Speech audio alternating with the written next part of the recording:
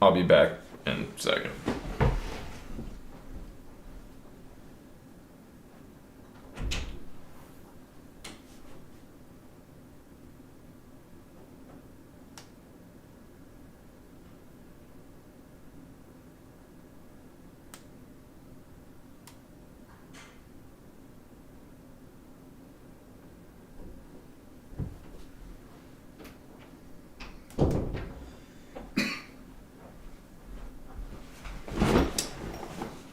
Good morning. Good morning, everyone.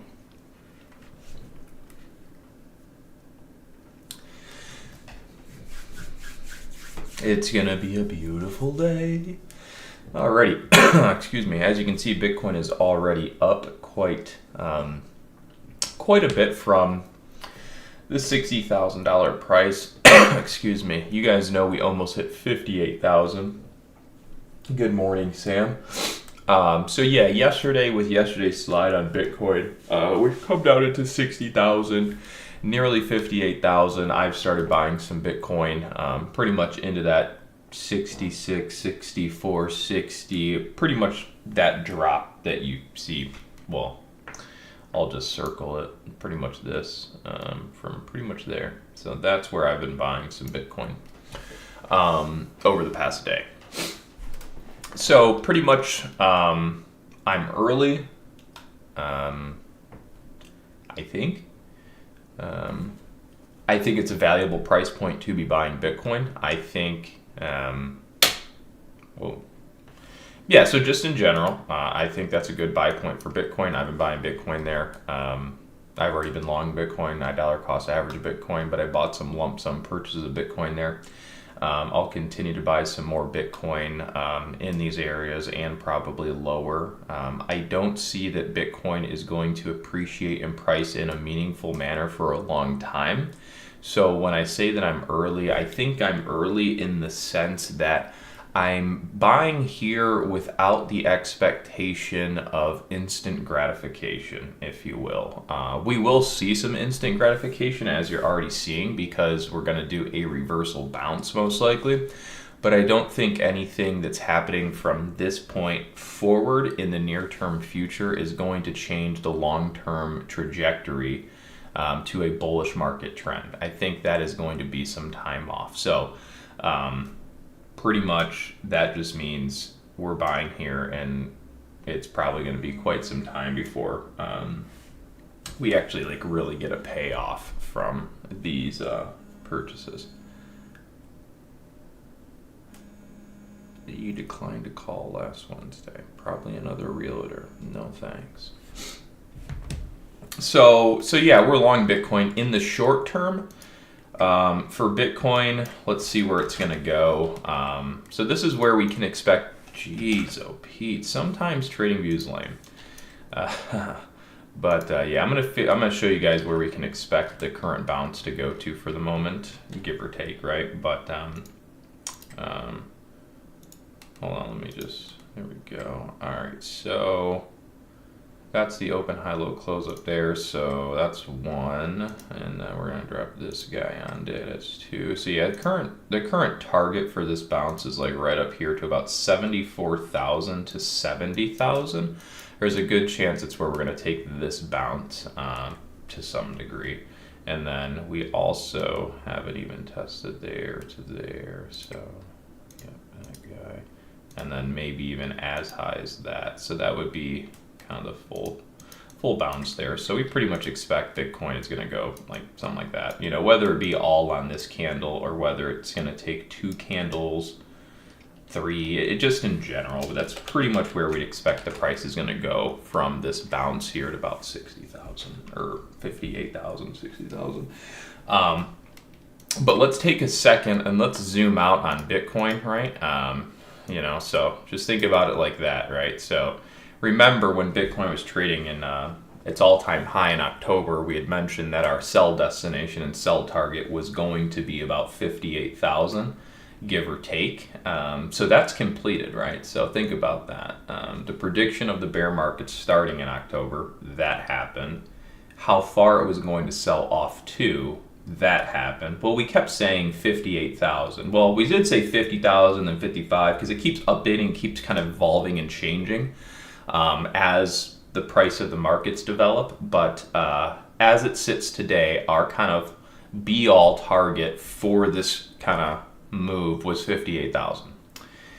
We hit a low of 60,000. So that's $2,000 off on an asset that's been priced at $128,000 at one point, for a total drop of, well, so far, and it could go further. Markets can always do whatever they want at the end of the day, but so that total drop was 52%.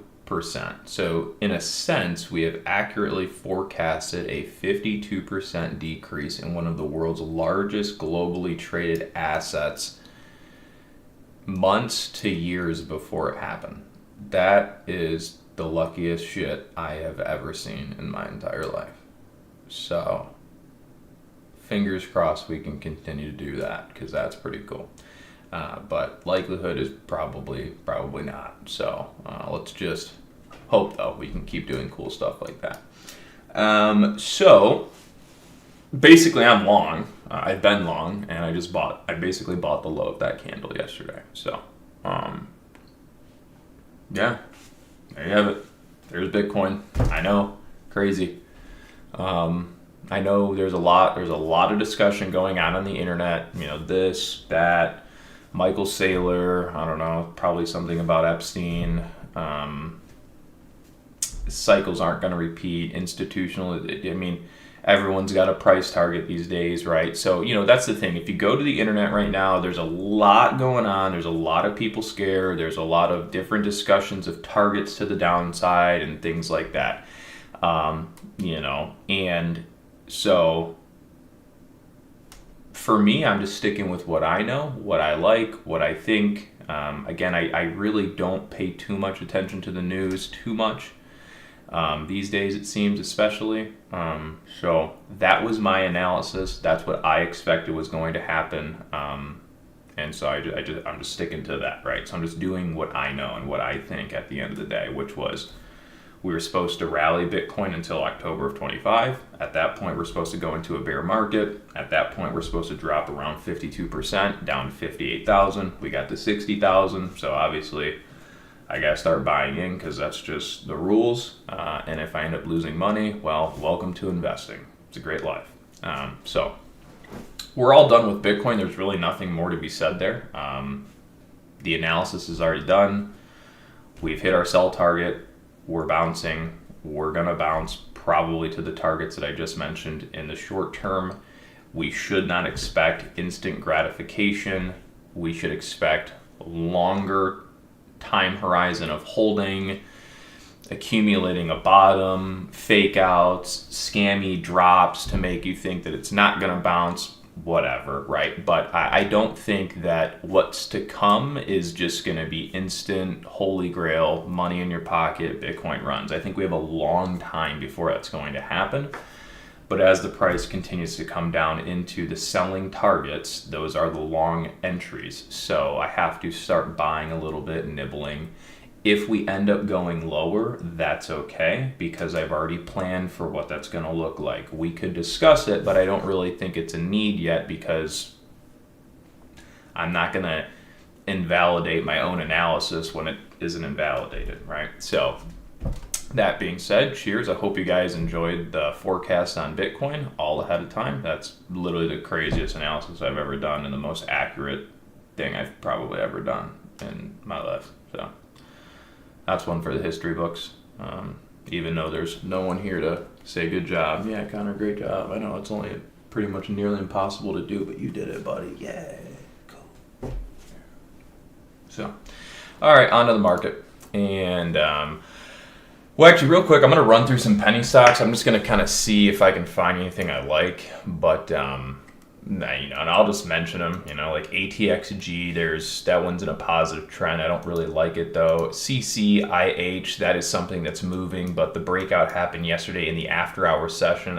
Was I watching it? I think I might have looked at it for a second last night. I can't remember, though. But CCIH, that one, 40-cent stock up to 80, broke out last night in the after-hour session. There's really nothing to do there with that one. I mean, maybe not, debatable, but that one's already broken out. CETX, this stock already broke out, and it just did its back test at $1.50. So if you wanted to get long CETX, you pretty much needed to be involving yourselves at the price of $1.50 last night in the after-hour session, or on the back test, which just happened at $1.50, but it's only up 4 cents, or on the back test of the 4-hour trend last night in the after-hour session at 16.55. 100 hours at the price of 162. I know that's a lot of information to take, and there's no way anyone can really even understand half the things I'm saying, but that's okay. CMND, this stock is entering an uptrend. Nope, the stock is in a downtrend below $1.90, so that one doesn't constitute for a trade because it's in a downtrend. So anyone buying that stock up is really buying it up in a downtrend, waiting to get sold back into, so that one's dangerous. LASE, that one's same thing as CMND. That's in a downtrend bouncing up into resistance. So until it turns into an uptrend, it's basically a dead cat bounce back to resistance. That's dangerous. MAXN on the scanner, that thing started an uptrend back like a week ago. So relate to that. That thing just needs continuation. So you could look for continuation setups, but I'm less of a continuation trader because those always seem to not work as great for me because you're buying away from the start of the uptrend. So you need the uptrend to keep going. So unless the uptrend is going to keep going, then you just lose anyway. So usually not as good as those for me. NVST earnings play, that thing started an uptrend a couple days ago, so relate. QNST, that thing started an uptrend today, well, after hours, and it started, wait, am I on the wrong scanner? I am, idiot. Or wait, no, I'm not. Never mind, sorry. There's a couple different scanners to look at, but one of them is wrong this morning. Are buying AMZ. I am not currently buying AMZ, but you could maybe buy AMZ or Amazon. AMZ, what am I saying? Amazon. So I'm just going to finish doing what I'm doing, going through these stocks. ROIV, that was an earnings play today, but that thing is already elevated away from the entry point, so that's too risky. SMTK, same thing as CMND, same setup as MAXN. That is a dead cat bounce back to resistance, currently in a downtrend. So the people buying that up right now basically are going to get smoked because it's not in an uptrend, so they're buying up into resistance until proven otherwise. WHLR, that thing started moving last night. It's in a downtrend. There was a guy on YouTube that was streaming his play last night saying that this was getting ready to go. Watch. So since then, it went down, and now it's kind of back up. But it's the same scenario as a few others, I believe, which is it's not quite in an uptrend. See, WHLR has a breakout potential, but that's at $3, right? So last night, guy on YouTube talking about WHLR, not wrong, just a little early because it's still in a downtrend, hasn't entered an uptrend. So essentially last night when I was watching that stream, the recommendation was to be buying right into potential resistance that hasn't quite broken to flip into an uptrend. So it's possible, but anyways, if it does end up breaking out WHLR, you can arguably see a move, I said arguably twice, but up to $4.08. So that thing does have the potential of a move from $3 to $4 if the market performs in a meaningful manner. WOK, walk? Hit on with my walk. WOK, stock's right at the start of a potential uptrend, but to me it looks sketchy. I don't trust it, and it's already popped it. Nah, that one's a no-go. All right, so now we're on to the biggest gainers list here. So let's flip this to pre-market, and then Good morning. Hey, I caught the stream. Good morning, folks. Insert the name here. Good morning, my man. Good morning. Good morning. All right. Again, I know when I'm running through, again, you're not seeing these on the screen, and the reason you're not seeing them on the screen is it would just take too long to explain all this stuff. I mean, I can literally go through it in seconds, right? So it's either I go through it in seconds or I explain it for a long period of time. And, we do that every single morning. So we'll do that every once in a while, but today's not the day. We do it like every single day. And right now, we just got to make things fun and quick. So CCHH, we already went over that one. RDIB, we did not go over that one. That one's kind of interesting. Very low, thinly traded though, so high risk in that regard. The spread's meh, but it's all right. That's a possibility. QNST, did we go over that? We did. BATL, that's still jank. SLSN, nothing. RVSN, nothing. EHC, nothing. BQ, none. BQ still in a downtrend. Ooh. But that could. Yeah, I might watch BQ. I'll keep BQ on a side watch. Where's my chart? Other chart. Good morning, 3 of you peoples. BQ, what are we gonna do with you? We are gonna put you on a side watch. BQ might start an uptrend today, and if it does, it might break from like $1.40 to $1.80. Well, maybe only $1.40 to $1.60, so it's not really that great, but it might have something. We'll see. All right, JZ. Whoa, wrong chart. JZXN. What are you? A JZXN? That one's kind of got a look to it. It started an uptrend a long time ago. Yeah, JZXN started an uptrend at the price of $1.19 and at the time of 4:45 in the morning. Is that right? That would have been 4:45 in the morning. It already went up 31% from the uptrend algorithmic start. Downside risk right now is 12%, and upside destination, one of which has already been accomplished. I mean, now it's really just a 4-hour breaking continuation. Don't really like it as much. Just another. So far I'm not really vibing. Well, so far just nothing is triggering breakouts exactly when I'm looking. All extended from the ideal algorithmic buy point. None of them on back test trades. All on continuation or currently in downtrends. So again, it's just not great setup day so far. And that's fine. Again, it's just how it goes. SKWD, no. VE, maybe. BE stock's 160 bucks. 156 bucks. 156 bucks. Earnings, they dumped it on the earnings last night, but that was really just a rejection of the 30-minute trend. And if we can reclaim the 30-minute trend, then everyone shorting the earnings play yesterday can maybe get squeezed out and start an uptrend. So yeah, BE has the potential for longs pretty much sustaining over the price of 154 and 150.82, because then it would be sustaining an uptrend. So if anybody's interested in a larger earnings play, that's something to keep tabs on, I guess, but I'm probably not. All right, so that takes us through all of the biggest gainers for the day. And so far, they all looked like ass.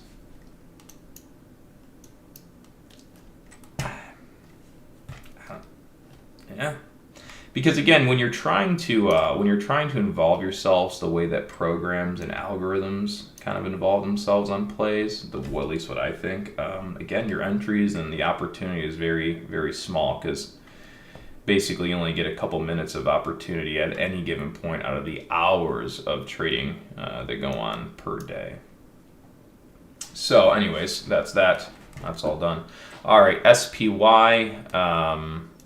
Bitcoin's just doing everything we would said it would do, so that's pretty good.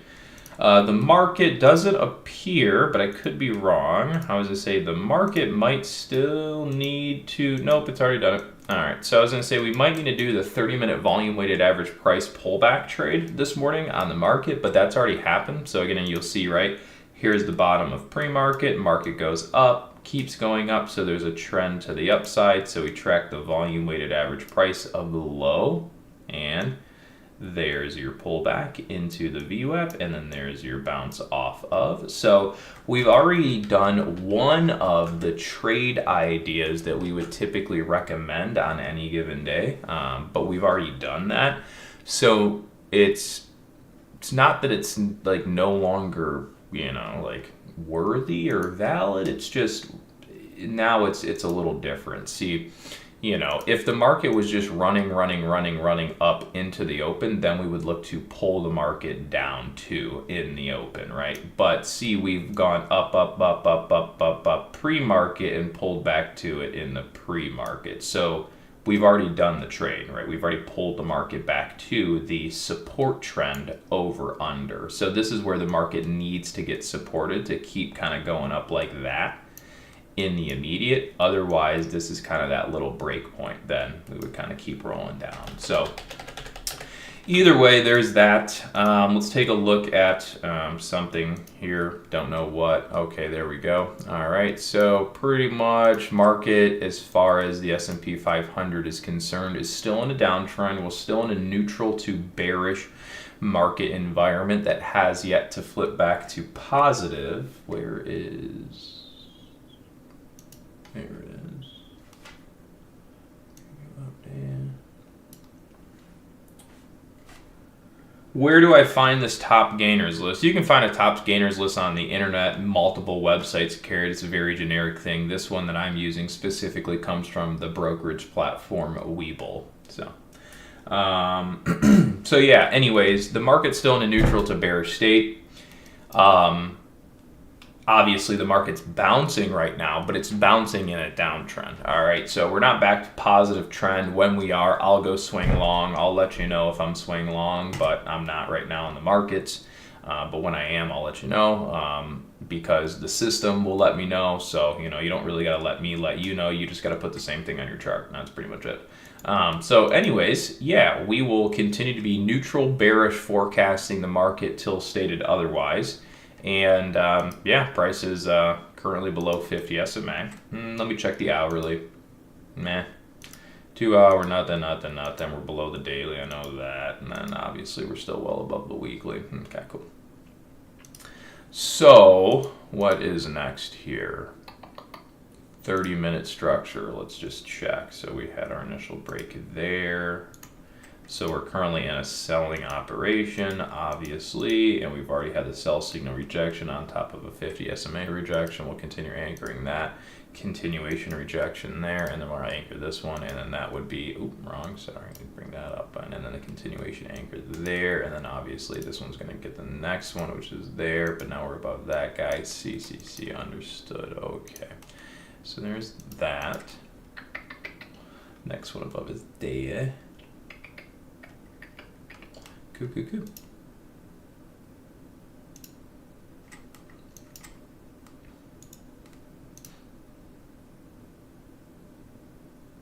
It's a gap up. We got it. All right, now we gotta go look at the volatility markets. Man, stupid. I don't like that chart. It's so annoying. Super annoying. Let's close that and let's make this easier to see. This is another stock I was looking at, ATXG. It's kind of in an uptrend. It's very low price and it just started. So you can pretty much see from this one, right? The uptrend on ATXG started yesterday at the price of, that's actually wrong. Yeah, so the first uptrend we pay attention to started yesterday here at the price of 33 cents.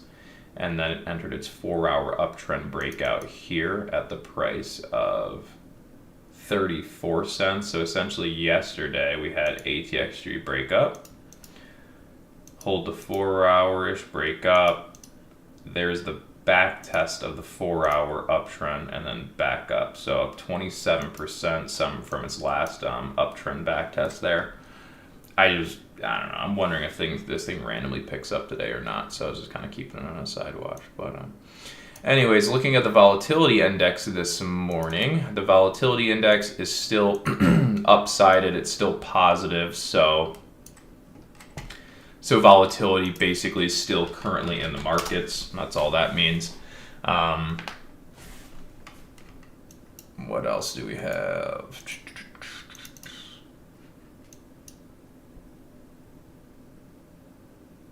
VVIX. X there. It's nothing. Yeah, so pretty much what the market is saying to us right now is that volatility is still elevated. Markets are still in a neutral to bearish state. We haven't been given signals from the volatility index to change the direction of the market or try to bounce it too aggressively. That could change, but basically, again, there's no signals on the VIX that say go long the market. So, yeah, we're just going to look to stay neutral bearish until something tells us that has changed, right? So, yeah.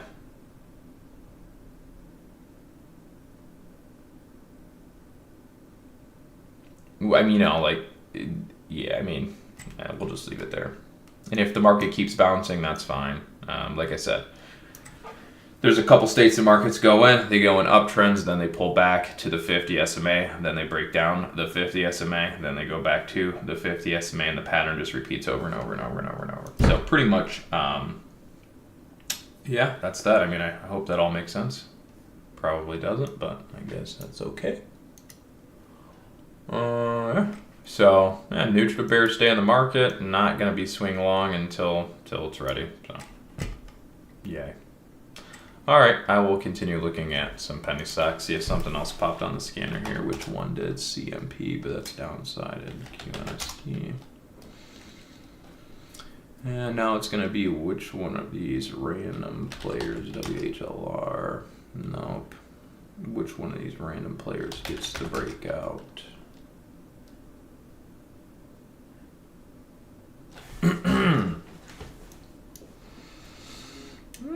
I don't know. SMTK's got a kind of an interesting look. It would need to be a 4-hour breakout, if anything. Yeah, I don't know if I trust that. Let's go back. Look at our friend shitcoin. Come on, Bitcoin. Again, Bitcoin currently targeting like up to here, something like that. So anywhere from there to there to there. Obviously, the closer bullseye is always going to be the more easily attainable target, but again, just to reiterate, I was buying Bitcoin pretty much all into the drop down here, so pretty much down into these lows, I've been buying Bitcoin. We're going to look to take the market up to there.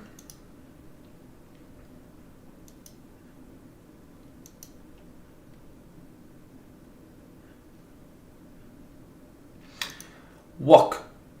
What about my waka waka waka waka waka? Oh, waka waka waka. Nah.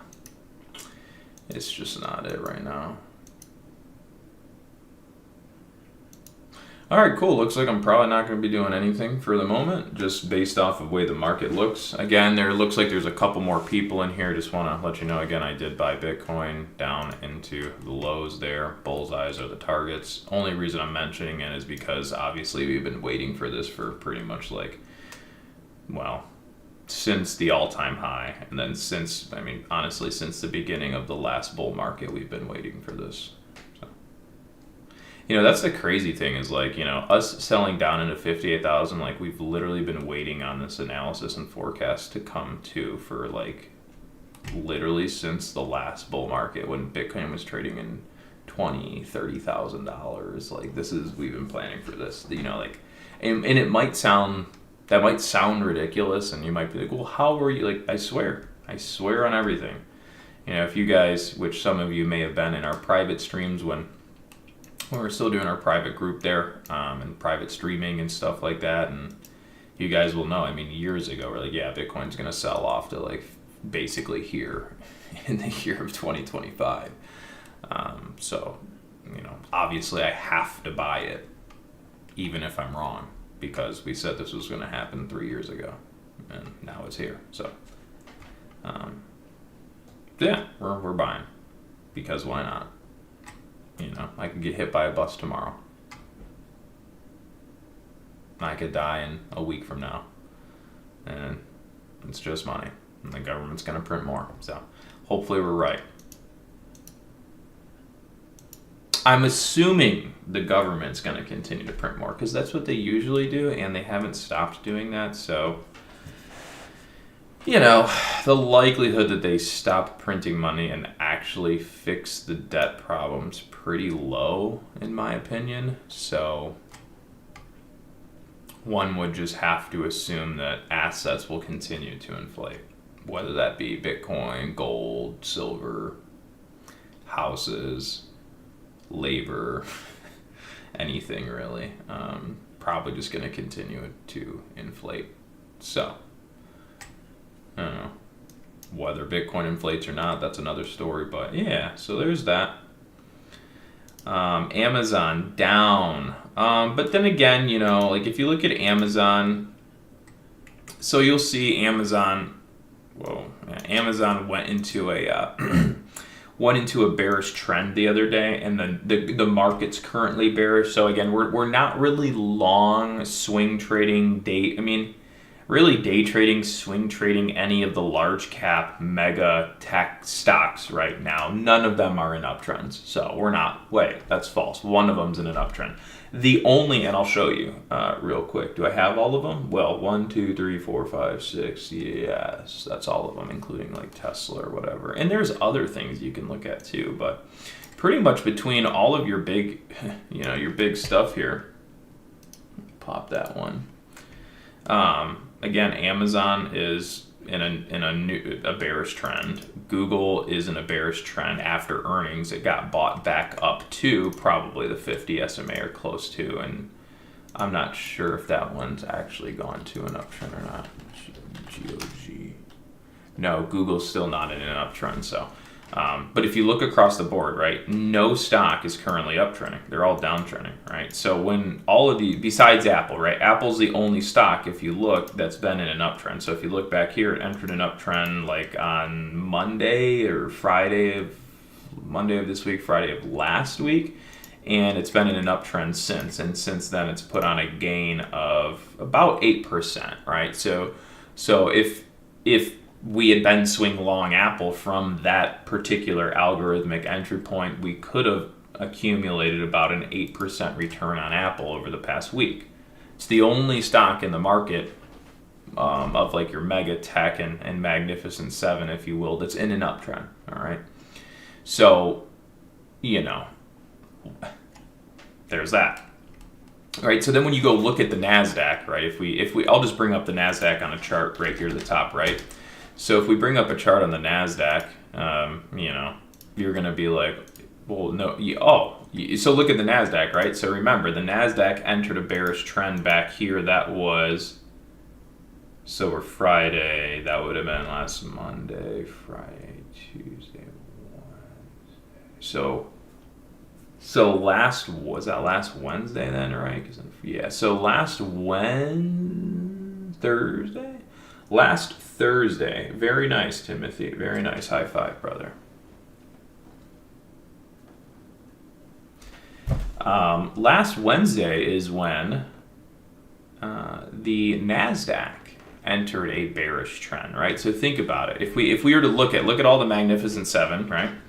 So when did the market? So the market went into a negative bearish trend last Thursday. Looking at Google entered a bearish trend just this Tuesday. Amazon entered a bearish trend just this Tuesday. Nvidia, however you want to say it, entered a bearish trend this Monday. Meta entered a bearish trend on Tuesday of this week. Microsoft entered a bearish trend off earnings last Wednesday. So it would appear that last Wednesday, with the Microsoft earnings just absolute decrease, that is probably what kickstarted the NASDAQ shaving market cap so much so to enter a bearish trend. So it looks like, if you wanted to pick a stock, arguably, It would have maybe been Microsoft to kind of help kickstart the negative trend on the NASDAQ, because that big earnings dump happened last Wednesday. And then the NASDAQ went into a bearish trend on Thursday. The bearish trend then rejected and rolled over coming into this week Tuesday, which lines up with every other mega cap stock going into a negative trend Tuesday. So it looks like Microsoft kickstarted our market sell-off last Wednesday. Thursday, the NASDAQ caught up and arguably started repricing itself into a bearish trend. A couple days time goes on, markets cannot recover into an uptrend. We start liquidating more of the tech stocks on Thursday to continue the bearish trend. So pretty much that's just additional details that you need, but nothing that's really going to make you do anything actionable, right? So that just gives us more insight as to kind of who the culprits are, more info about why the markets are moving the way they're moving, and then we'll just go back long when it makes sense, and right now it just doesn't make sense. So I have no new positions on from this morning. So yeah, there's that.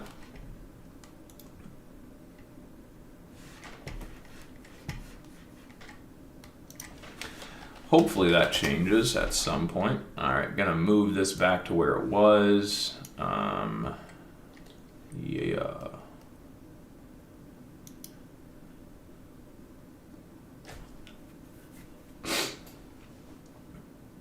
All right, anything change here? QNST, FLYE. I don't think I remember seeing that one, FLYE. So, I mean, like, look at FLYE, right? So FLYE just hit the biggest gainers, right? Right, look at this. So just remember this pattern. It pretty much happens every single day, right? So see over the 30-minute, I can tell you right now, this thing pretty much, it most likely broke out. I haven't done it yet, but look at this breakout right here at 497, whatever, or close to, right? So if we go, here's this 30-minute chart, it's 530, it's a little below, and then go above. This isn't the most best example, but I mean, ultimately you can see, right, we're below the SMA calculation. This candle breaks up, gets through, volatility, pow, up, right? So what you'll just come to find is pretty much all the volatility spikes where markets become fun and active. It all happens right about the 30-minute. But FLYE, maybe not the best example there of that. Definitely does not look good by any means, if you ask me. SPRO, no. JTAI, we did discuss this one earlier, did we not? Did JTAI, what is going on? Hold up, 1852.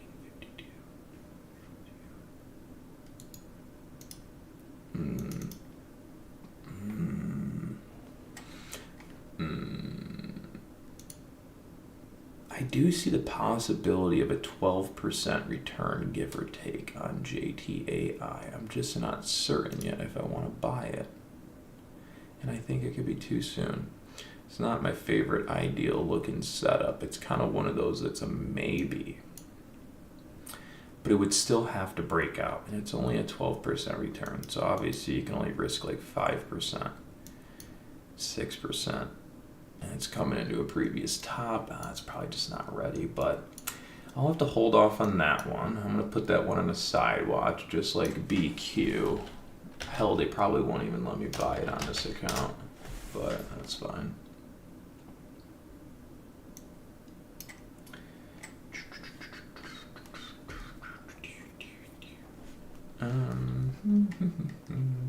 Sorry, I haven't been looking at this. Someone say something in the chat. Good morning, Anthony. Good morning, beautiful 7 people. Good morning. Oh, boy. I did not make a pot of coffee this morning.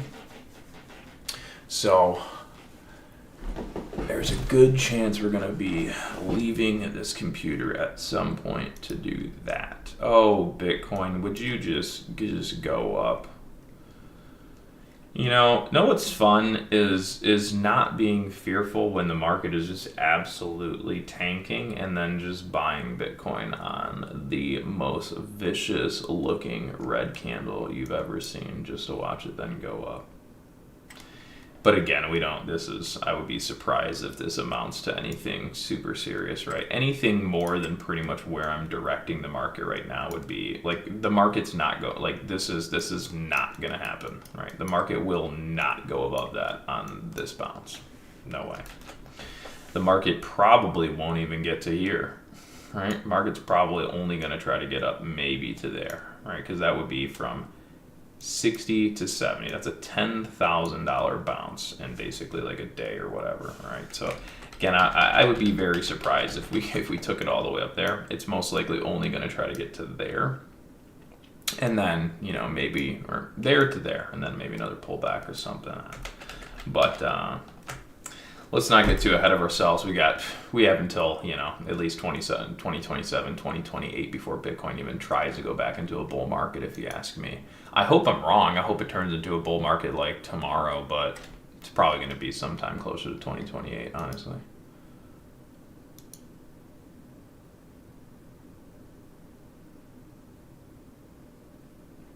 Oh snap! I didn't even know that. I was using different metrics for the bounce, but actually that's probably shit. And now that you mention it, I should probably take a little peek myself. Come on, Thinkorswim, you can do it.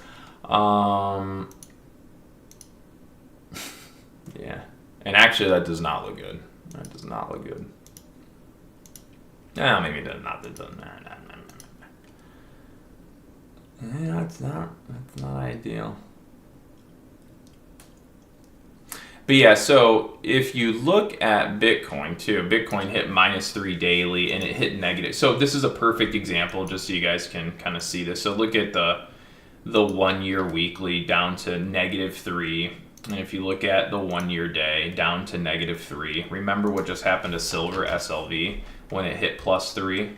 All right, so this works on a lot of things, right? So silver came up to +3, it's topped. I posted to YouTube that the silver market topped. And somebody, of course, is like, silver's used in everything, dude. You just don't understand, man. Iron Man's suit uses 36,000 tons of silver every time it turns on its rocket booster. This isn't the top. Well, now we're down about 40%. So hope Iron Man's suit's doing just fine. So anyways, silver hit up to +3. Got smoked, right? So what's going on with Bitcoin? Also, one of the things, Bitcoin is down into -3, bouncing, right? So these are statistical probability channels. They're not the be-all, end-all. They work well, but anyway, so it's just another way of saying the market is extremely oversold here. So a bounce is pretty reasonable. Now, one thing I don't like is when I look at the standard deviation distribution over the past 1 year of Bitcoin. Well, I don't want to say that I'm mad about it or I don't like it. It actually makes perfect sense to me, honestly. But something to take note is that the past 1 year of market distribution on, yeah, when you look at Bitcoin over the past year, the distribution has been pretty much sideways, right? So if you look at the channel is no longer distributing to the upside, it's actually distributing sideways, right? So when you think of returns and you think of channels and distribution probability, probably the market would not be going over the all-time high based off the trajectory of the current distribution trend, right? The distribution trend on the last year is pretty much sideways, right? So there's no upwards trending long target to go to. It would just be upwards to +3, right? Because we wouldn't really expect the markets to trade outside of +3. So, which all just falls in line with what we already said. We don't really expect a bull market to be picking up on Bitcoin really anytime soon. and you look at the 1 year distribution probability, it's sideways. Right? So, yeah. But, again, if we were to go back to 3 years, market is uptrending, right? So that's on a 1 year scale. So there's also some other things to consider there. If you looked at momentum, right, you could already see there was a huge divergence on Bitcoin. Actually, I think if you look at like a 10-year chart, I think we've been diverging for like a long time. Or was it a monthly chart? Actually, I think if you look at a monthly chart, we've been diverging Bitcoin like crazy for some... What? All right, maybe I'm just a dumbass. That's probably the more accurate standard deviation, is I just am an absolute idiot. I am certain. Wasn't a bit. I'm certain I saw a crazy bearish divergence on Bitcoin on a long-term scale. Is it the weekly? I don't know. I forget now, I guess. I know I did it on TradingView. All right, let's bring up TradingView. I feel like I know it was there. This is something that always scared me. Like I said, I've seen a huge divergence on this chart.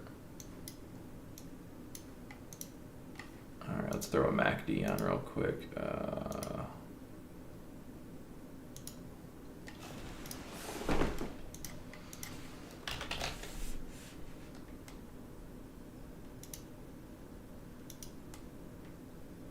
Or was it RSI? That might have been on. It might have been relative strength. Let's see. I think that's what it is. Hold on. Yep, there it is. So that's another thing that I've been paying attention to is literally since the beginning of Bitcoin, the entire market has been in a long-term bearish divergence. So that is something that worries me, is that.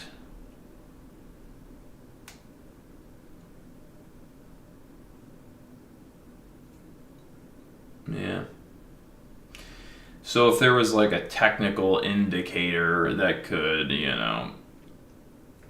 basically punch everyone in the face, that would arguably be mine, is the basically since inception bearish divergence Bitcoin's been putting in on every single new all-time high.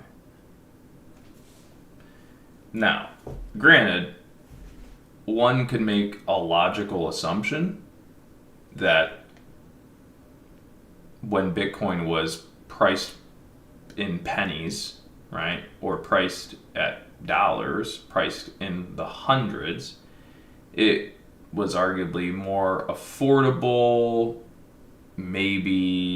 definitely more volatile in terms of percentage gain and return. So therefore, maybe more easily to take the market to an overbought scenario, as opposed to then buying an asset that's 120,000, less involvement, not as easy to get it bought up as quickly. So therefore, you can't price the market into an overhot market as easily. So I guess there's also the need for that to be, debated, which is as Bitcoin goes from pennies to 100 grand, it's probably not going to be or have as much momentum because it's $100,000 asset. So would kind of make perfect sense that the momentum is decreasing as the price goes from pennies to $1 million, right? So does a divergence make sense on such a highly appreciated asset? Maybe, right? So again, I don't really know exactly what to make of that when I look at it. It looks pretty scary, but then when you think about Bitcoin and its appreciation and then the barrier to entry and momentum, and then it's like, well, I guess it kind of makes perfect sense. And then it's like, or is that me just trying to justify the fact that I'd hate to say that that is the ugliest looking divergence I've ever seen in my life, and if anything we've learned about divergences is true, it would be a telltale warning to the market, right? That's been ongoing for basically since 2012, right? So basically all I'm saying is I don't have a damn clue. So cool, I just bought Bitcoin into, you know, just a 15-year long mega bearish market divergence. So I'd say life is going just as planned. Just riding right into a cliff. I'm just kidding. But like I said, I think it makes sense that over the years it's kind of decreasing a bit because, again, the price is just astronomical now.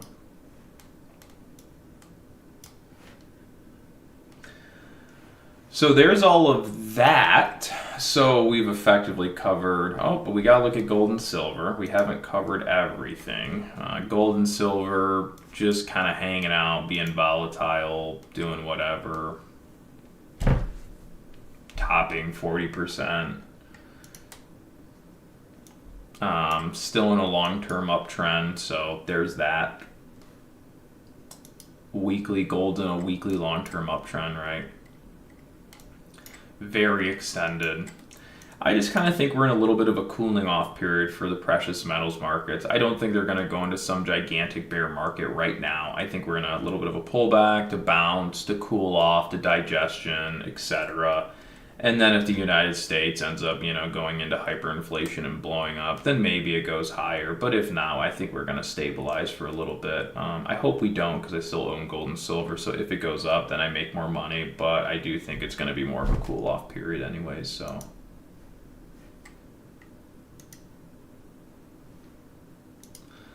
okay, this is fun. We are having fun. Everyone is having fun. Besides the people that had no clue that Bitcoin was going to go to 58,000, give or take, because they're probably like, oh my God, the world is ending.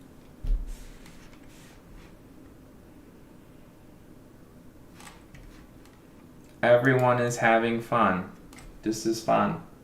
No, I seriously, I don't really know what to do at this point. I've looked at every single stock that you could probably look at today as a, well, that's not entirely true, but you know. We literally looked at like everything and there's just nothing. CCHH, lame. FLYE, did that go up more? Wait a second. Oh, it did. Dang, kind of missed it. Shit. I didn't think that looked good, but you know. See, there's the perfect example of thinking something doesn't look good, but then not watching it because you think it doesn't look good. And then there you go, you miss a decent trade.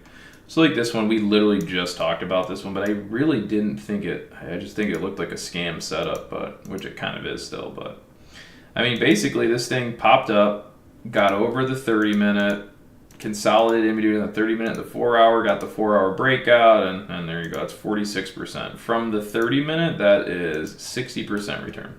That doesn't look like much, but again, that's how the algorithms run stuff, right? So you're trying to involve yourself like a computer, like a program, and it's not the easiest, but yeah, so that's pretty much all it is. You pretty much just look at your biggest gainers list, and then you wait for a stock to pop, and you look at it, and if it's already broken out, then too late. If it hasn't already broken out, then you keep it on watch, like I didn't just do. But this is also one that I just thought was going to be a scam rejection, so I was like, whatever. But yeah, look at the volume, right? Look at the volume that starts to come in right when we kind of get above the 30-minute and the 4-hour, right? Algorithmic day trading breakouts. Now, obviously, that's also retail volume, because obviously if I was paying close enough attention, maybe I would have bought that, right? But the reality is we know that most day traders, most retail, they don't get in before the breakout. They don't really get in on back tests. They usually find themselves chasing up a move because they don't really know how to find a play, and I used to be the same way. That's why I shorted stocks too. I was always better at shorting penny stocks and going long because it took me so long to figure out basically why and when and how they go long. And now I just have a little bit of a better idea of it. But ultimately, what's going on here is that, yeah, you know, it's a breakout, it's a move, and you probably have some retail getting in, obviously, as it's already broken out, because that's just how they operate usually. You know, I take myself out of that pool because it's not how I operate anymore. I used to when I was a beginner, if you will, but that's just the path of all traders or day traders or anyone. You're pretty much just going to get your ass kicked and be, you know, I don't want to say you're going to get your ass kicked, but, you know, when you first start out, it's not going to be easy, right? You're going to find yourself on the top of moves. You're going to find yourself on the bottom of the moves. You're going to find yourself probably not getting the good moves. So anyways, yeah, so a lot of this volume that's just recently come in, that's all, you know, probably retail thinking it's got a secondary move, but they have no clue that the market would want to at least, you know, that's another thing, right? So like look at a retail trader getting long in the 850s, having no clue that the algorithmic breakout started down here, right? So the market has to come all the way down here potentially for a back test before it at least attempts a bounce, right? And then if it doesn't bounce here, then it's going to break down and go to there, right? So that's kind of it, is computers will just move the markets in between those means, and you really got to understand where the computers want to try to move a market to. So, anywhooser, that was that. Could have been something. Could have been a 40%er this morning, but I was too busy, I don't know, looking at Bitcoin or saying something else. I don't know. STKL, anything good? No. RDIB, anything good? No. Well, no. WHLR, stock still hasn't broken out. Stock just keeps rejecting resistance. That's because it's not in an uptrend. Catfish Tyler. Almost, my friend, almost. MEXN, already started long too long ago. Don't want to join on that. PRFX. Thinly traded, it's going to be a low grindy action, which if you want to join that, that's fine. ATXG still in an uptrend. Maybe it's got some possibility that something happens there. It's very thinly traded right now, but maybe it gets activity. QNST, nothing. I mean, maybe kind of. It's in an uptrend. If it pulls back to $12 and you get a bounce trade, then sure, maybe. SLNH. BQ, still watching that, hasn't really broken out, so not really doing anything there. EHC, $117 earnings, broke out, and $100, thinly traded now, good. FTFT, in a downtrend, if it goes into an uptrend, maybe, but for now. BILL, in a downtrend, so no. JTAI, I know we looked at this one, okay, maybe, I like that better.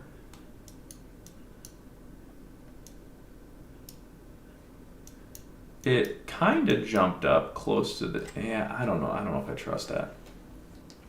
Because I see after I mentioned it, it was spiked close to 18 cents, so it kind of looks like maybe the internet tried to do the trade I was talking about. It did not get the full target of 18.1826. Yeah, I'm going to just leave that one alone. If the market wants to do anything cool with that, yeah, I'm just not going to do it. I only saw, maybe a 10% mover there, and it shied it, and I don't know, I just don't. But I could be wrong. I always say that, I don't like it. Just like FLO, FLYE, and it does just fine. So maybe just put it on watch. Good morning. Bless up, fam. Bless up. Bless up. All right. What are we doing? I don't know. Still looking at probably stocks we're probably not going to buy because they all just look like crap. D. Ooh.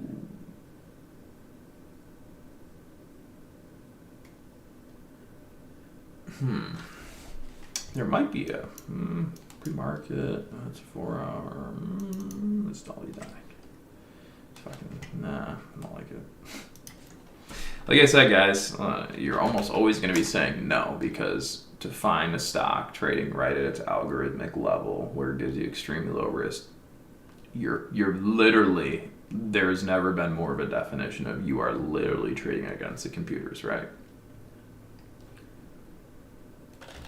when you're looking at a bull flag or a bear flag that's been developing for the course of 3 hours, you're not battling against a computer there, right? Well, you are, but that's just all retail jumping in, not a pattern or something.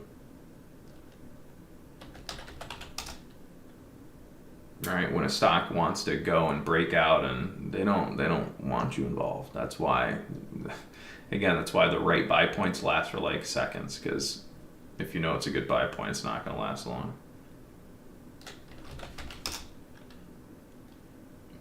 Galaxy Digital, is that what that is? I don't know, but that's a no. I mean, there literally is like, what is LBTYB? What is this scam? 1, 2, 3, 4, 5. So that's a 5. That's a 5 letter ticker. So LBTYB will most likely just get demolished. Usually any ticker that has 5 letters can be used as like a pump and then a mega dump. Usually all those just get destroyed. So, but anyways, that's a no-go.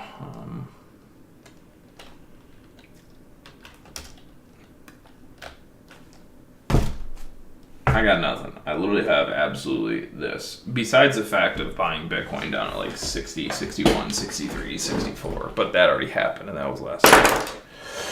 Oh, man.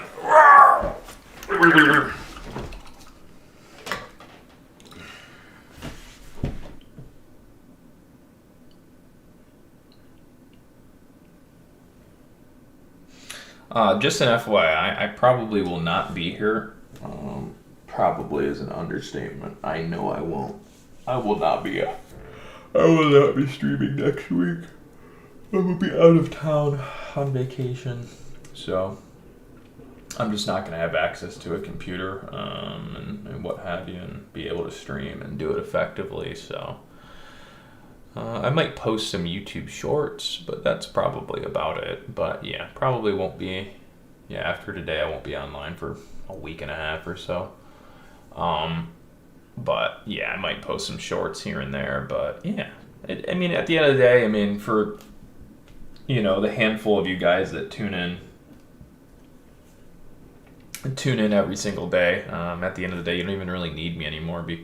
You never really needed me, but you don't really need to hear my voice. You guys already know the strategy, right? It's the same thing every single day. So as long as you pay attention like 30% of the time on the stream, by now you've probably learned the meat and potatoes of the SMA strategy. So, you pretty much already know exactly where and why and what to look for on, penny stocks, the large cap stocks, the major market, etc. So, for the week that I'm not here, you guys should be able to pretty much navigate the market exactly the same, I would imagine. Okay, maybe not. I have been doing this for like 11 years straight, so you probably can't. Well, only those that maybe have been doing it for 11 years straight could. But if you can't, that's okay. You'll get there. I swear. You just basically keep watching. Be determined to win money. Be okay with losing money. Break a couple computer screens. Shed a few tears. You'll get there.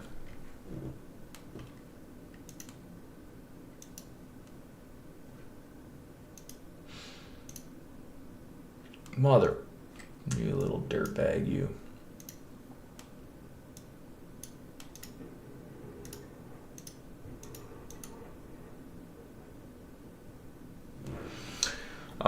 Yeah, well, anyways, ATXG is on the move. I tried to get a little long on that, but my broker said, Connor, you're about to win money. We don't want you to win money.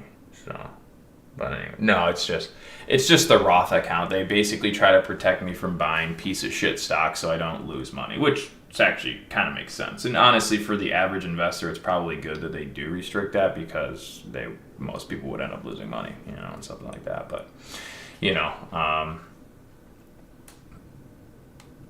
but I mean, really, we're kind of late to ATXG because we didn't get the back test. So I tried to do a little bit of a chase move there, because I think it was still worthy. But, like we already explained, ATXG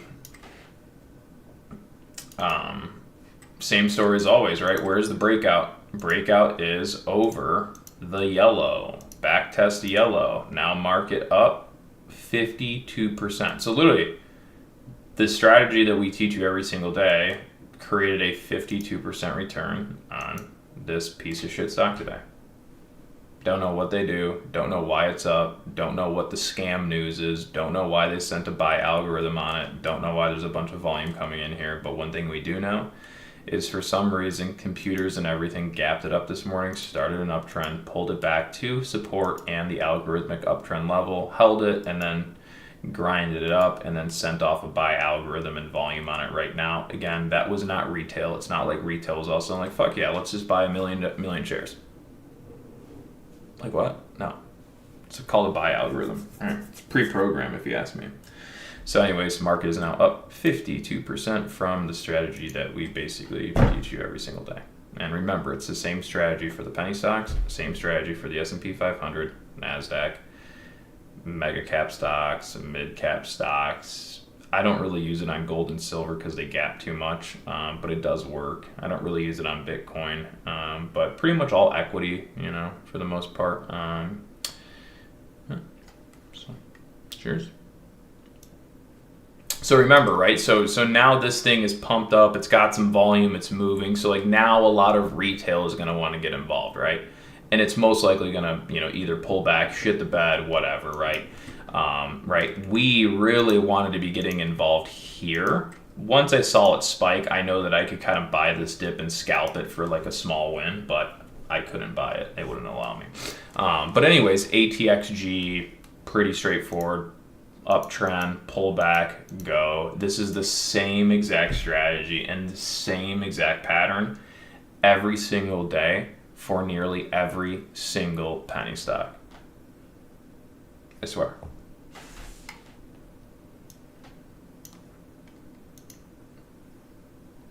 Once you start to see it like that, you'll realize it's the same thing repeated over and over and over and over and over. It doesn't change. It changes with variance, but it's all pretty much the same. Like for example, right? Someone could say something like this today, which is valid, right? It's still true, right? Oh shoot, I didn't want to do that, but I'll just draw one here, right? So what can we do with this? What can we do with this chart, right? We could say that there is like an inverse head and shoulders, like it does one of these, right? So there's like an inverse head and shoulders like breakout or something. There's a flag pattern right here. That's why it broke out, right? So you could start, there's a flat top there, and so we're above that, not that's it, right? All of these things form up and all of these things happen within the chart, but at the end of the day, really all that happened again was the market entered an uptrend here. This is the uptrend start. There's your uptrend start. There's your back test. Back test pushes up.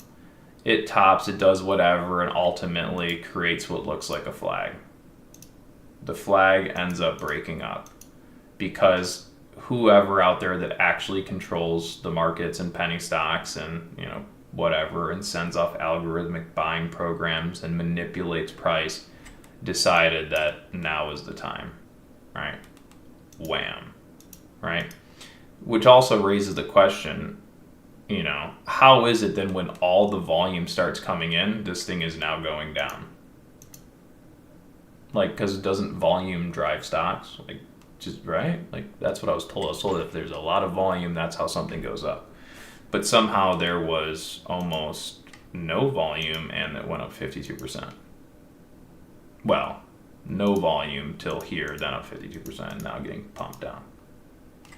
I'm confused. It's almost like everything I read in the books is backwards. Am I dyslexic? I could be dyslexic. All right, here's that.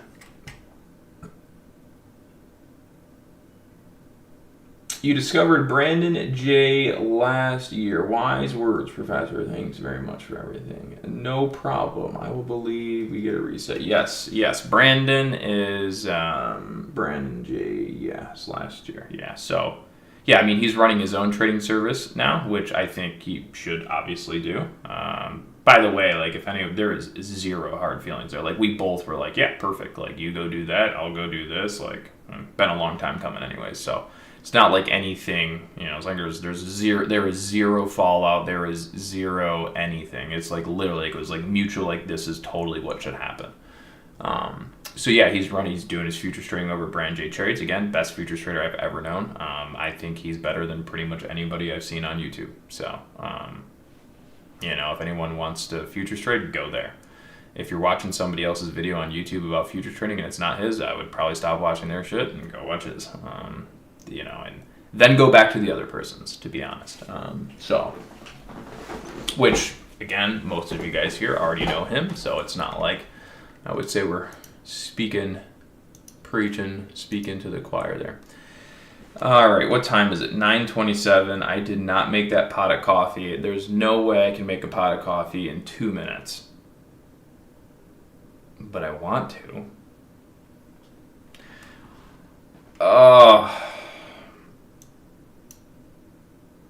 Should have made the pot of coffee. Now we're just going to have to suffer.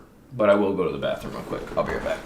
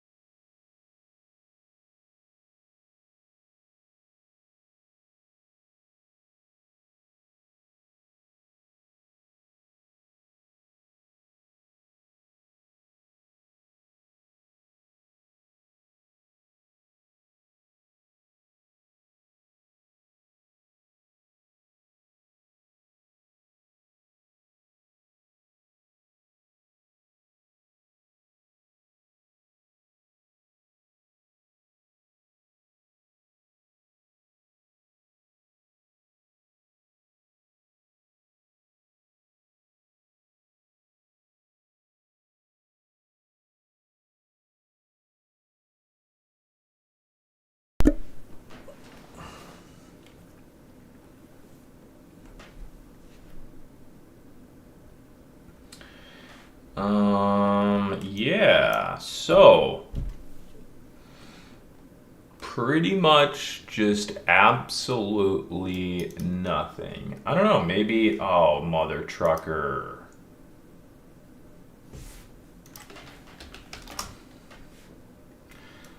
Well, here goes.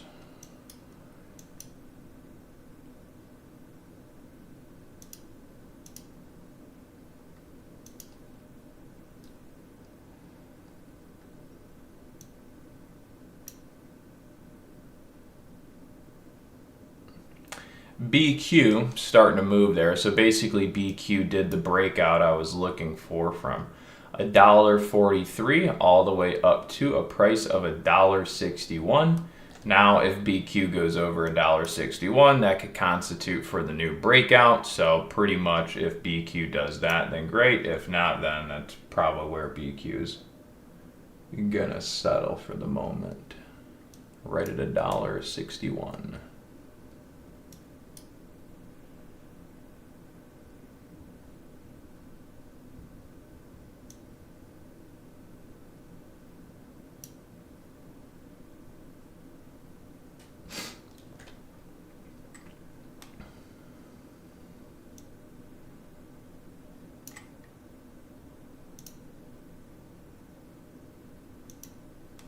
So, I mean, I'll bring it up real quick just so you can see it real fast. So, again, this thing, I wasn't even paying attention to it. when it happened, but remember we were saying that basically with BQ is one of the ones I saw that could have like a trade on it, basically from the 142 to 160.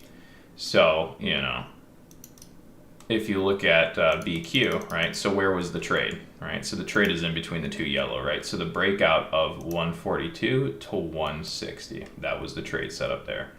And that generated about 12%. Granted, I didn't catch that. It was over here, and but again, like I said, I wasn't really totally focused on that for the moment. But anyways, there's the trade. That's the price target. That was the move. Again, $1.42 to $1.60. That's programmed trading. Literally, you basically don't stand a chance in the market unless you know a lot of these things at the end of the day, right? And again, like what happened, right? So market comes up, I don't know, creates like a little flag pattern, right? Takes out the 30-minute, algorithms pop it straight to the 160. That's the 4-hour breakdown or 4-hour resistance.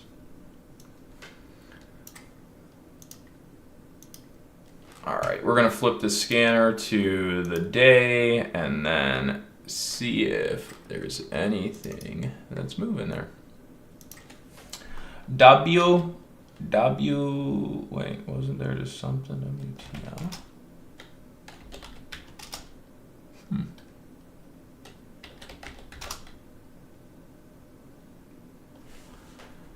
That has potential. That could be something kind of fun, but I don't think I can trade it, to be honest. It probably won't let me.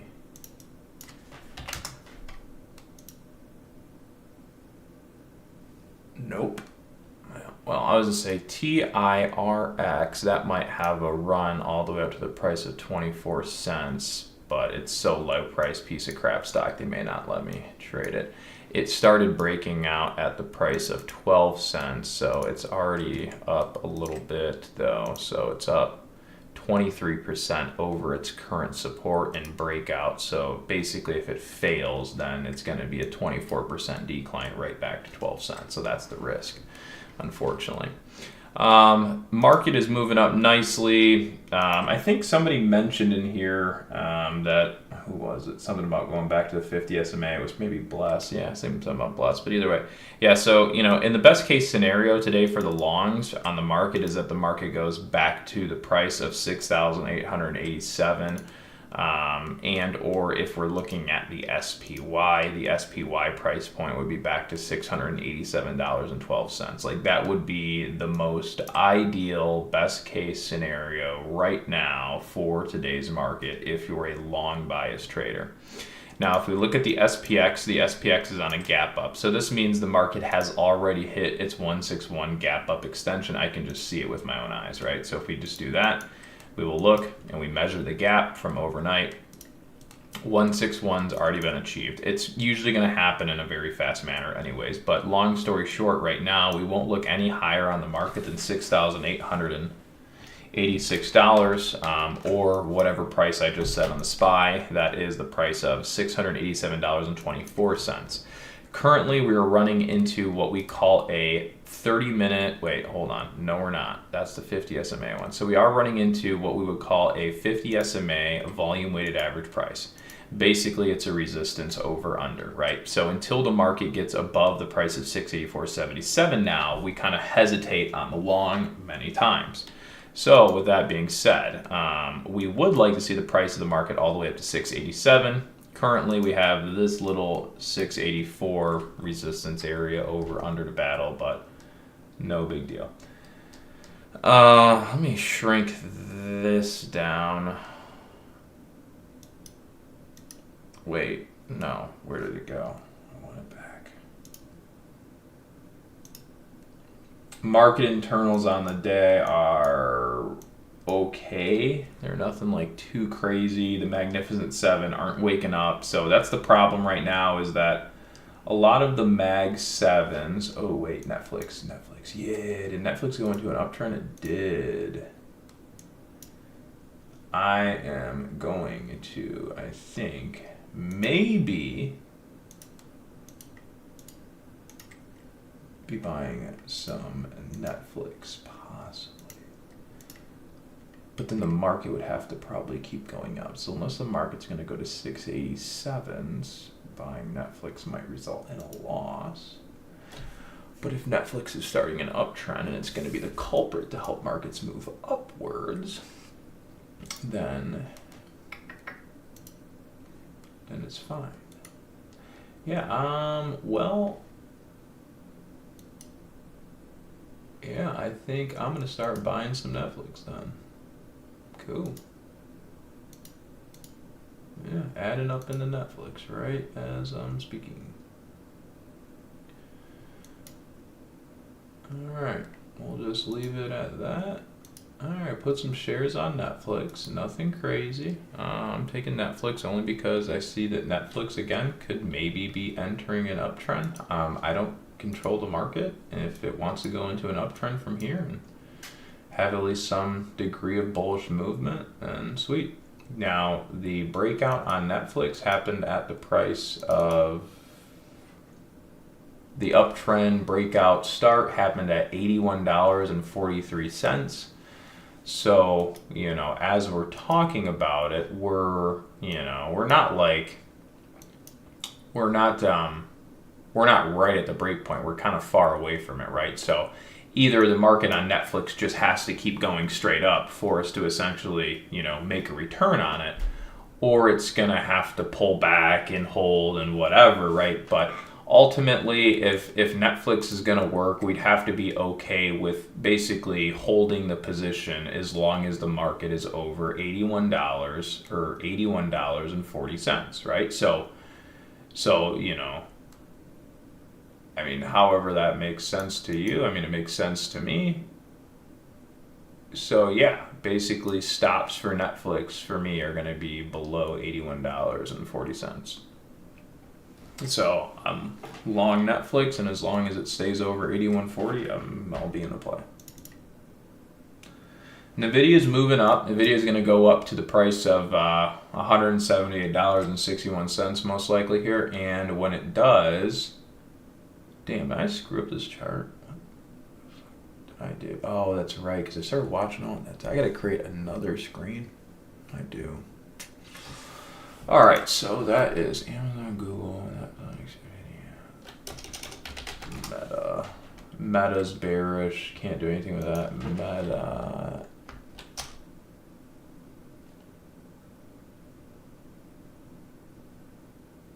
Magnificent Seven. Brain farting. I took them all down. You have Amazon, Google, Netflix, Nvidia, Meta. What am I forgetting? Brain fart. Meta. Netflix. I already have Netflix, dummy.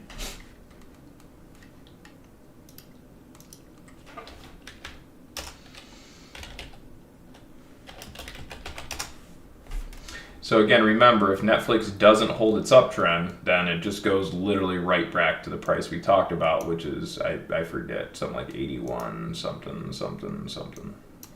Microsoft,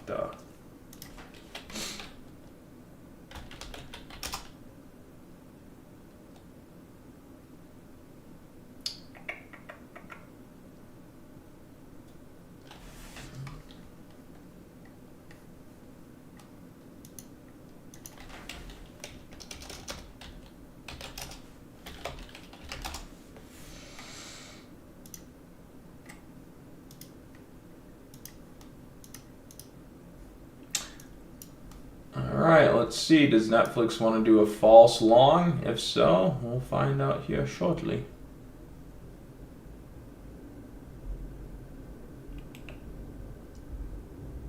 No, Netflix isn't going to false long us today. You wouldn't do that, would you? Alright, so Nvidia is back up to the suggested price target there. Well, suggested price target. $178.58. That's the 50 SMA. So now Nvidia is at the 50 SMA breakpoint. I'm wondering if we're going to get action out of Nvidia. So we pretty much either Nvidia is going to have a continuation of a long here, or it basically tops and has a little bit of a pullback. But I kind of want to lean with the long, personally. So we'll see. The problem is, if you look, the market itself isn't back to positive yet, right? So SPX, again, moving up. Netflix pulling back to pretty much where we said it could probably pull back to, which again is the 50 SMA. Again, remember, pretty much everything is dictated around that. So I'll bring it up real quick. Well, no, you guys get the point. 50 SMA is priced at $81.40. Well,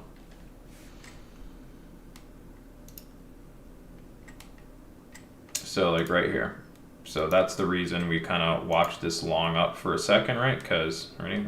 I mean, here you go, 30-minute. So $81.40, right? You see that right there. That's where Netflix is breaking over the SMA. So there is the possibility that, well, not the possibility, it already did, ready? So it breaks over. There's the market going long, right? So as long as the market is above that, then the market is fine because it's not actively in a short-term downtrend. Now, obviously, if the long doesn't work, then what's going to happen, right? If the long doesn't keep going with minimal pullback and keep going, then it's going to go back to there, right? It's just what happens. So, but anyways, got a little long there on Netflix in the hopes that it pretty much just stays positive. If it doesn't, that's fine. And then what else do we have? We pretty much have, I don't know.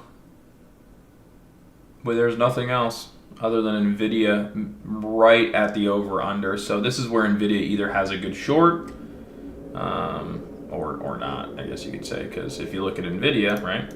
I don't want to say this is where it has a good short. I'm just saying it's at the over-under. So you're getting algorithms talking right now on NVIDIA, right? So NVIDIA, right, was negative.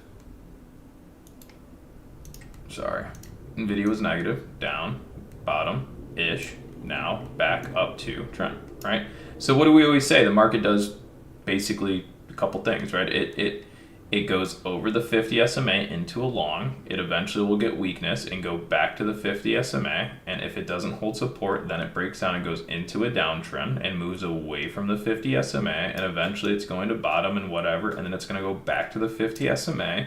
And then if it's successful at breaking out, it goes into an uptrend for however long that may be, and then it's going to go back to the 50 SMA. So those are basically the cycles that we're always looking for on this particular system. NVIDIA with a little bit of a little breaky poo over the 178.80. Netflix looks like it's coming right back down to, unfortunately, the 50 SMA. Maybe, not quite, but pretty close, I think. So position now red. I took a little profit as like a day trade. Now red. Maybe it gets stopped. Maybe it doesn't. Not the end of the world. Again, these setups just basically keep repeating ongoing all the time. So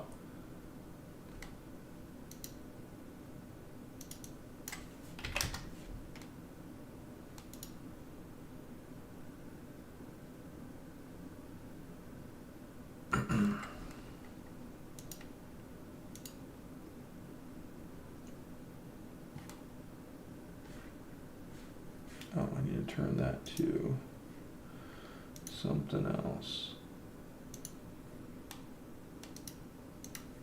Microsoft still negative. NVIDIA getting a little action there over that 50 SMA.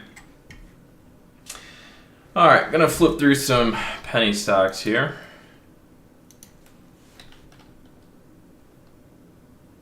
Let's see, what am I going to look for? Does anything look good?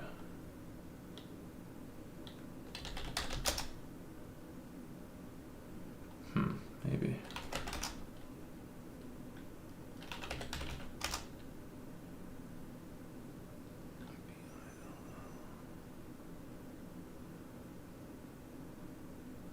NVIDIA working out well there over the 50, now up about, what is that up? I don't even know. Let's see.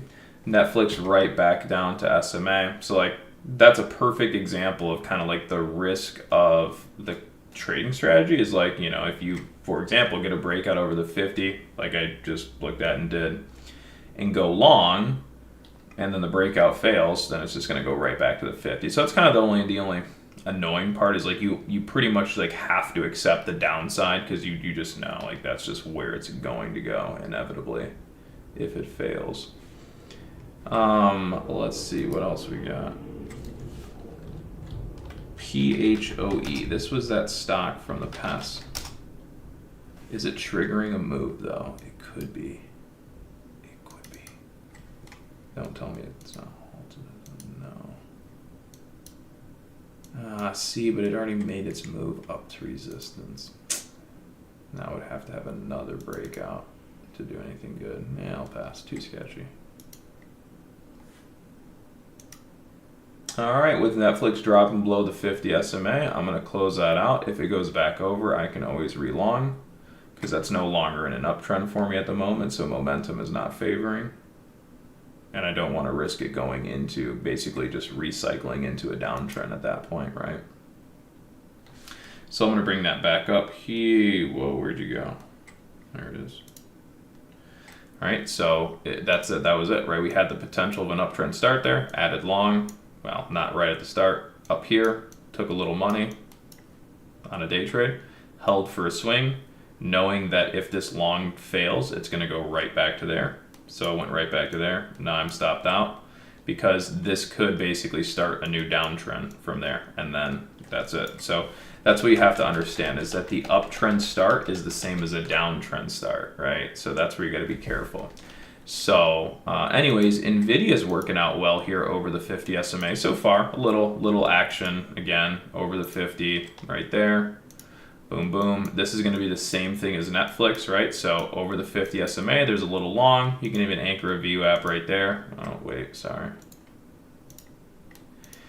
Anchor a VWAP, just like that, pretty much makes this a pullback target if the long fails, and it rolls right back down to there. And then arguably rejection short. Okay, S&P 500 doing well. We're hoping that this continues to go up, so much so that it goes all the way to $687.24 on the day. How is our friend Shitcoin doing? Shitcoin is now up to $68,000. Whoa, wow, that is absolutely crazy. Who would have thought that freaking, I mean, like, literally, who would have thought that Bitcoin was going to go up? That's crazy, dude. That's crazy. Tesla is going to go up to the 50 SMA. Here is the way it looks. So if we were to look at Tesla, that's getting the sort of activity that, you know, might very well go up to the 50. It's pretty close. That's at 411. So there might, I mean, Tesla might jump up to $411 here. Just like NVIDIA went up to its 50 SMA. So, I mean, I guess we'll see.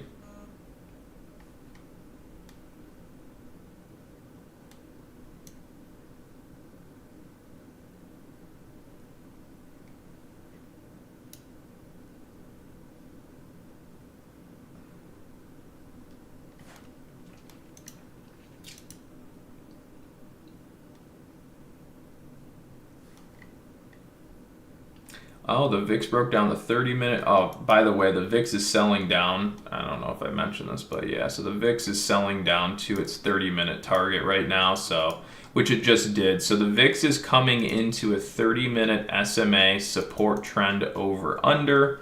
Might cause some hesitation for the market. I don't think so. I think it's actually going to break it down a little bit, juice the market up, but I mean, either way, so yeah, VIX pretty much had a breakdown today at the price of $20.21, taking the VIX down to the price of $18.80 something cents. That's the 50 SMA.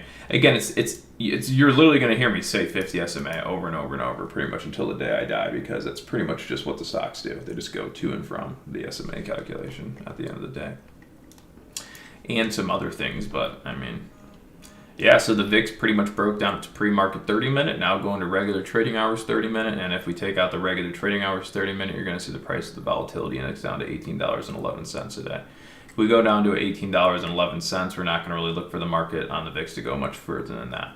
As I said before, the volatility index is coming into the price of $18.93 right now. That specific price is the 50 SMA calculation for the VIX. On the 30-minute, you know, so you guys know the rules, right? this would be a back test. So if the back test is supported, the market will top. I don't think that's going to happen. I think the market is going to shoot up into $687.24, as we already described long ago this morning.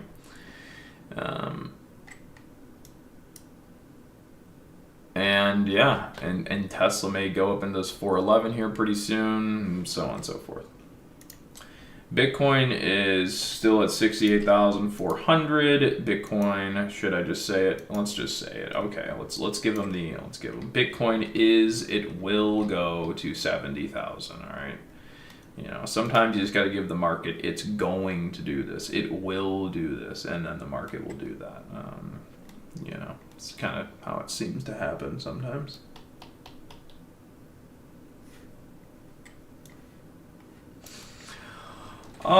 Yeah, so we're just gonna basically pretty much probably not do a whole lot for the moment. Again, I only saw Netflix trigger a long, Nvidia maybe trigger, Nvidia's still on the long, Netflix failed its long, volatility market's coming down, S&P 500 going up to target, Bitcoin will probably go to our target sooner than later. Yeah, we're just looking for the FIDI SMA backtest.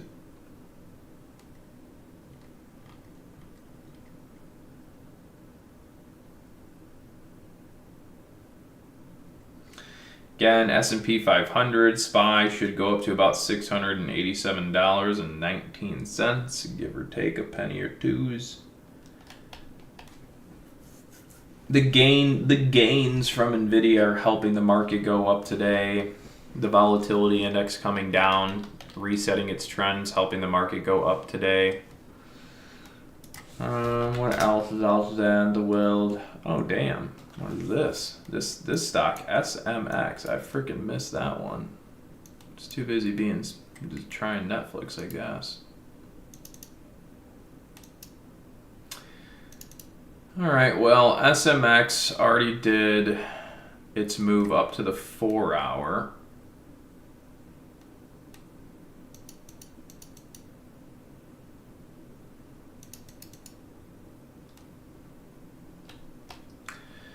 Well, yeah, basically SMX, huge breakout. Yeah, that was really nice.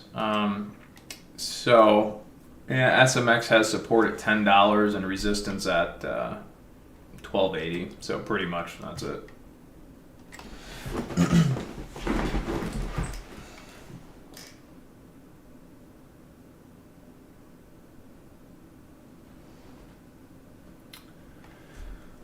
All right, well, there's that. BOXL, that's moving, doing something. That's just a continuation.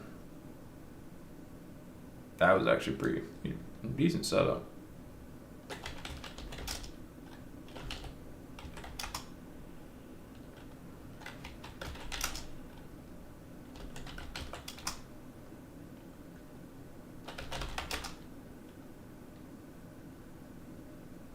Lame.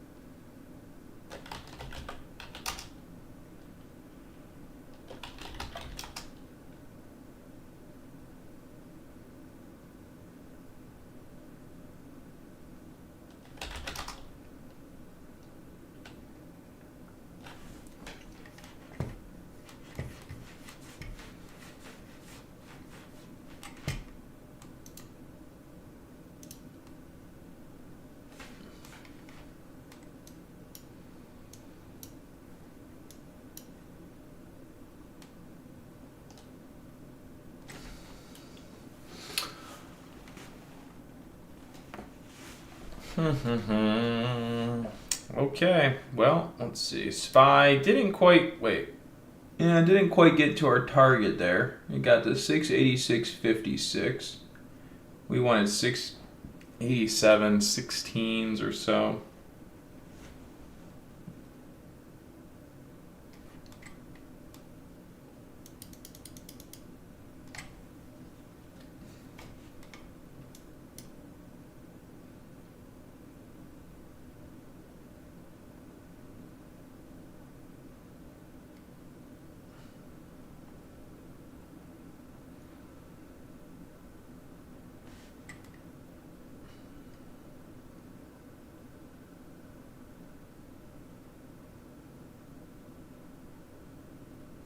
Definitely quite a few little random penny stocks kind of moving right now. Probably tells me the Russell 2000 is that going positive. Yeah, Russell 2000 is trying to get positive right now a little bit. Could be why. We're not counting Netflix out just yet. Though it didn't work the first time, if this gets bought back up and heads back for a long, we could be back in business. You never know. Nvidia long still working out there. So if anyone grabbed that one long over the 50 SMA when I recommended it, cheers to you. That's not doing too bad. Then again, I really wouldn't write home about it. You still run the risk of going back. You always run the risk of trading back to the 50 SMA. Right now, we can see that the volatility index is currently getting supported at its 30-minute 50 SMA. Therefore, you're seeing the top on the market for the time being. So again, if we bring up I could, but I'm just going to say the VIX right now has a little support at that 50 SMA. That's creating the bounce in Rockwood, Michigan. Who are you? Phone call coming in.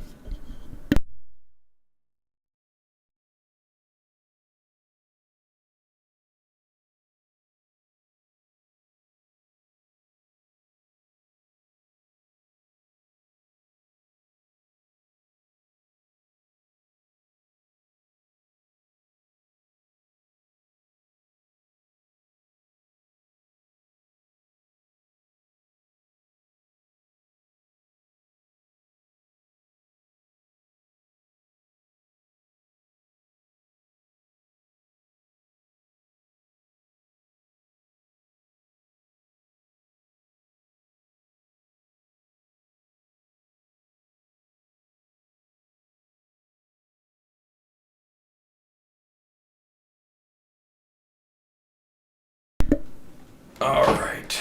Yeah, just pretty much this. Again, we were just talking about it, right? Volatility index for the market. Again, remember, guys, it's the same system, right? So it's just like the penny stock. Remember, so this penny stock that we were watching went into an uptrend, and then it came all the way back down to 50 SMA, and now it's back testing. So it's either going to hold support, bounce, and if it does, then the stock market's going to pull back, right? Or we go into a downtrend and market goes up, right? So that's all it is. And you can see it's right there. You can see how the algorithms have held the market exactly right there, right? If I delete all this off real quick, pop this bad boy on like that. All right, we're gonna go right there. Look at, there's the SMA calculation. Let's go to a 1 minute. What's it look like? Look at, there's your 1 minute chart, right? That's computer stuff, right? So that's down into, right? So you just saw market pull back to 50 SMA, just like a penny stock, right? And then there's the attempted algorithmic hold, whatever, so on and so forth. Nice trade there, Crypto P. Good for you, brother. Good for you. Good for you. Still watching Netflix. Again, Netflix has broke back down the 50 SMA, but it's really just basically consolidating right below it. So if this doesn't break down, we're going to instantly squeeze Netflix right back to $81.44 in my opinion. In my opinion.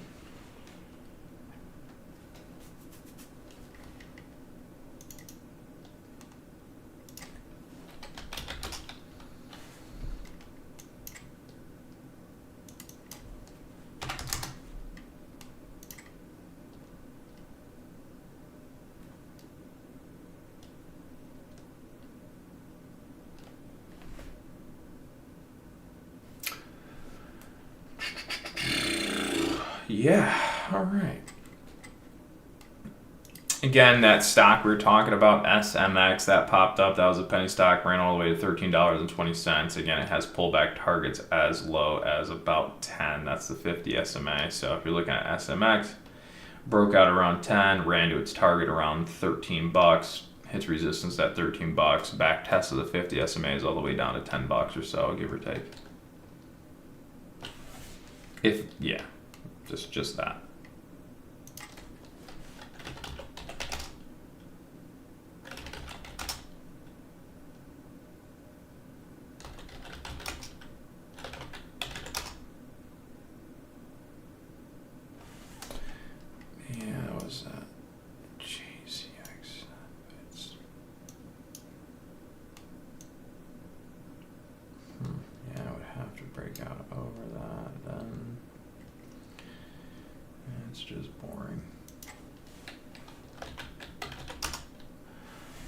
So nonetheless, we're getting a little resistance off the top of the market. Again, that's built off the back of the volatility index going positive, holding support.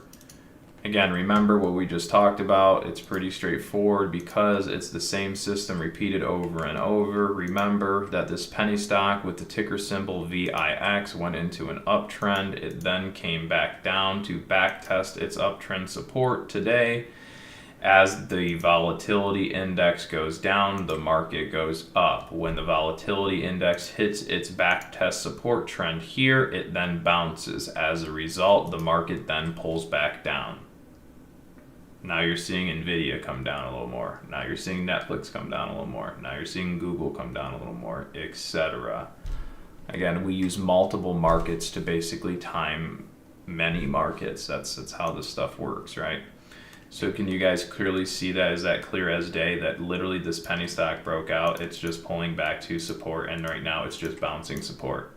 And this penny stock, VIX, it has confluence to a degree with SPY, and whenever this penny stock pulls back and hits support and bounces, it causes this penny stock to top.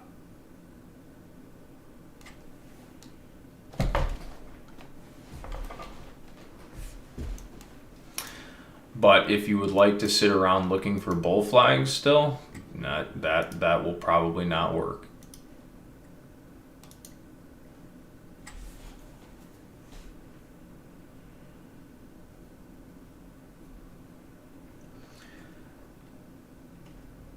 Thank you, Crypto P. I appreciate that. All because of your teaching, I know where to put risk on. Thank you. Appreciate you, Holmes. Appreciate you. Same for me now, I guess you could say.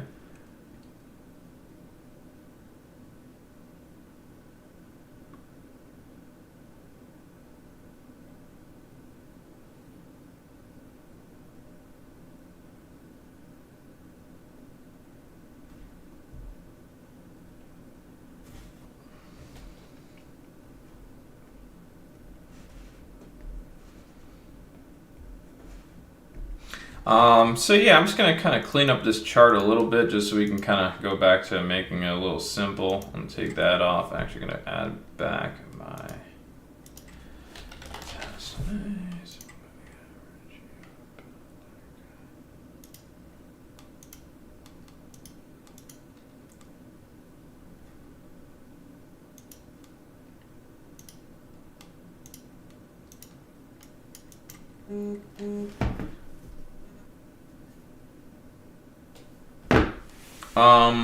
Yeah, so the market is still in a neutral to bearish state. Right now we have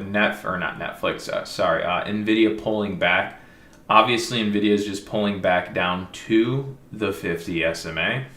All right, so what you're seeing right now with Nvidia, if I bring Nvidia back up, it's the same thing as the volatility index, arguably. And it may not fully pull back to the 50. It doesn't always happen, but it's pretty common. So, right, so where's the 50 SMA here on Nvidia? It's down at the price of 178.44. So it's very similar in the sense that we just saw the penny stock, the market volatility penny stock, VIX, go up like this, and then over the course of a couple days, pull back to its 50 SMA. So what we're seeing here on Nvidia, right, is we're seeing Nvidia do something similar in the sense that it's broken over its 50 SMA, it's now pulled back. If this pullback doesn't somehow just randomly hold, it then just drops right back out to the 50 SMA. All right. Netflix this morning. What do we see with Netflix? Netflix tried to get positive over the 50 SMA. We even tried a little bit of a trade there. Remember too, if you look at the direction of the SMA, it's very slanted down. So that's another thing, is the SMA calculation, we're really not favoring us, but doesn't mean that longs won't like ever work that way. But anyways, SMA calculation slanted down. Blue line is where the 50 SMA is at. So what did we get? We had a breakout. We took some long up here in the hopes the breakout would continue, or in the hopes that if it pulled back to the 50 SMA, it would hold and then continue. It did not, so now risk is off. So risk is now back to off, and now risk would be on short, right? So right there. So remember, we said you're battling with computers and algorithms. So if I was only watching Netflix and no other play, and I saw Netflix cross right here, then yeah, maybe I would have started adding long sooner, right? And then my stop out would basically, so that's what you have to understand too, is that your entry point is the same as your stop out. So if you were a computer and you could have bought perfectly at the entry, then your stop out is basically you lose zero money, right? So that's also the beauty of the SMA system, is that when trades fail, generally your stop out is basically same as what's supposed to be your entry. Granted, you're not going to get those entries as often because it's harder to get the entry than it is to get stopped out at the entry, right? But that's it, right? So entry point, same as stop. Why? Because it's not about, taking on a loss. It's not about how much am I gonna risk for the trade to work. It's either the market is in an uptrend or it's not. So if we're risk on because we're looking for something to go in an uptrend and then it's going into a downtrend, then it's risk off. It's not my risk to reward, so my price, my stop has to be this far down from where I'm currently entering, or it's a bad risk to reward setup. Market don't give a shit about your risk to reward. It's going to go where it wants to go, regardless of where your stop's at, right? So what we focus on is the market in an uptrend or is the market in a downtrend, right? So it's very common that on trades that fail, like this one, like a breakout trade, a long trade breakout, this failed clearly, right? When they fail, right, if they fail quickly, like this one, it does not give the time for the simple moving average calculation to change. It usually stays priced the same. So your entry, where you're supposed to be entering, is the same as your stop, right? So if we go look at the 30-minute, look at, right? Delete these drawings. All right, we go back and look at this 30-minute. All right, look at where the SMA calculation is.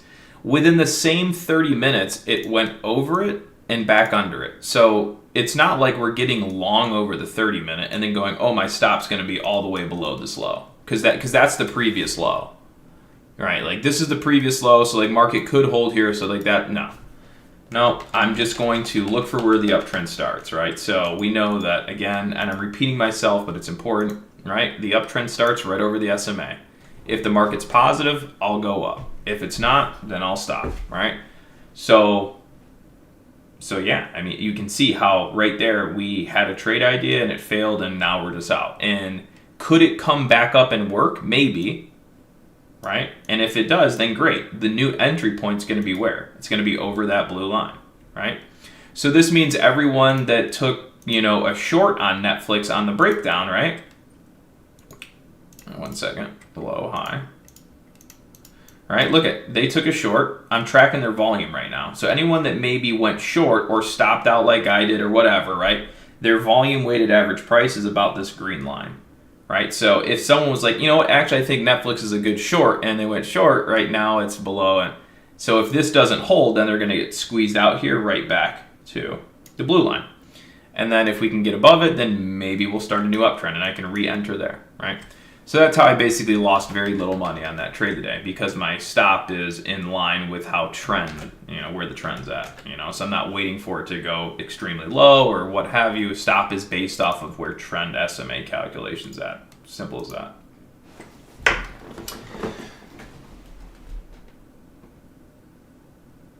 What do I think about Amazon for a bounce? I mean, maybe. I don't know. Is it on anything good? I don't. It's not on a daily, not on a weekly. Yeah, I mean, I don't know. I don't. I'm good on that. I'll just wait for it to go into an uptrend that I like. You know. So yeah. So right now, Amazon's obviously in a downtrend, gap down on earnings. It could do a dead cat bounce. It could do an oversold bounce, maybe. You know. So you just gotta have to find what you think is a good support. I did a quick look through at it. I don't have SMA calculations. There could be something else. There could be standard deviation. I mean, there could be a multitude of things that I'm not currently looking at. But, you know, the simplest thing is we do know that most stocks won't have extended periods of gains in an uptrending motion until they go into an uptrend. So literally you could sit back and just wait for weeks and weeks and weeks until it at least tries to go into an uptrend, and then you can just buy, right? So you could sit here and try to guess on what is a good support, or you could sit and wait for something to at least attempt to go into an uptrend, and you'll already be at a better potential entry spot than you would be by trying to assume and guess at a potential support.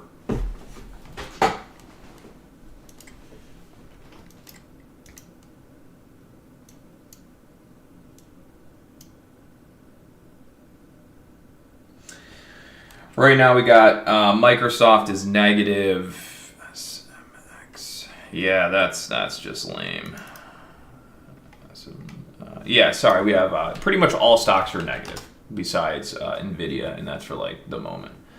I tried to get long SMX, but again, Thinkorswim for whatever reason decided that they said you must contact your broker to buy the stock. So I was going to put us on a trade on SMX, which would have worked, but, well, I guess I could have, but yeah, I mean, I wasn't going to put anyone in any trade. I was just going to do what I thought was best for me, which was buying long SMX, but broker's like, nah, so yeah, I'll probably be putting some money in some other accounts here pretty soon, because like now that I'm actually kind of like trading pennies, because I wasn't trading penny stocks for a while, but now that I'm kind of back, it kind of makes sense, because I'm just a bunch of opportunities I can't even do anything with, because the brokers think that they're saving me, which they kind of are for most people, but not me.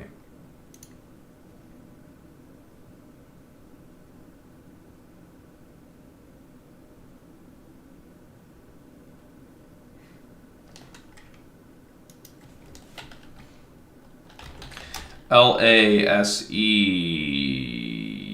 coming up into the 50 SMA, APLD, DFD.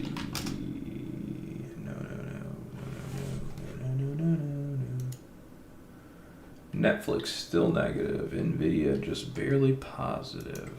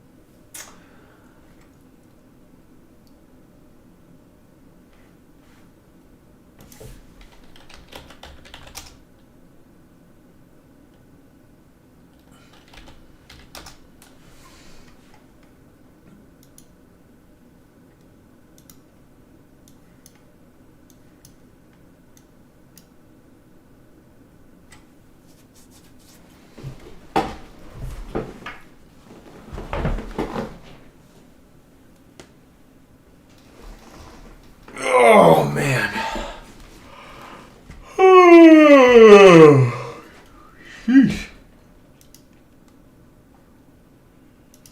So far, market is kind of performing like a Friday. Kind of just boring. Haven't really caught any play today. Literally, like nothing. Which just kind of is what it is. A geese. Geese.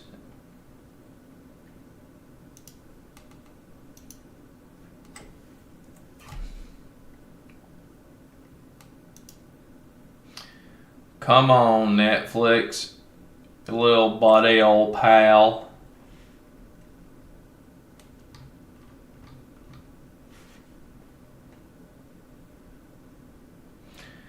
Volatility index is still holding support at the key SMA trend. So volatility is still staying up. As a result, the market is just kind of chilling out here. Remember, right? So if you go look at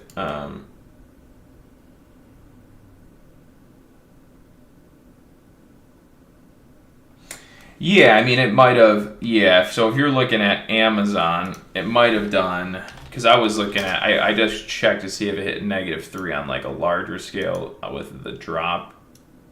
No, but it's at -2 daily. Yeah, see, I don't know what -3 you're thinking of. See, that's the thing, is like, there's so many different time frames you can be looking at, but currently I don't have this at -3 standard deviation on what I'm looking at. 1 minute isn't there. It just depends. Yeah, depending on what time frames, what functions, and so on. Ooh, is this something? Probably not, honestly. Maybe.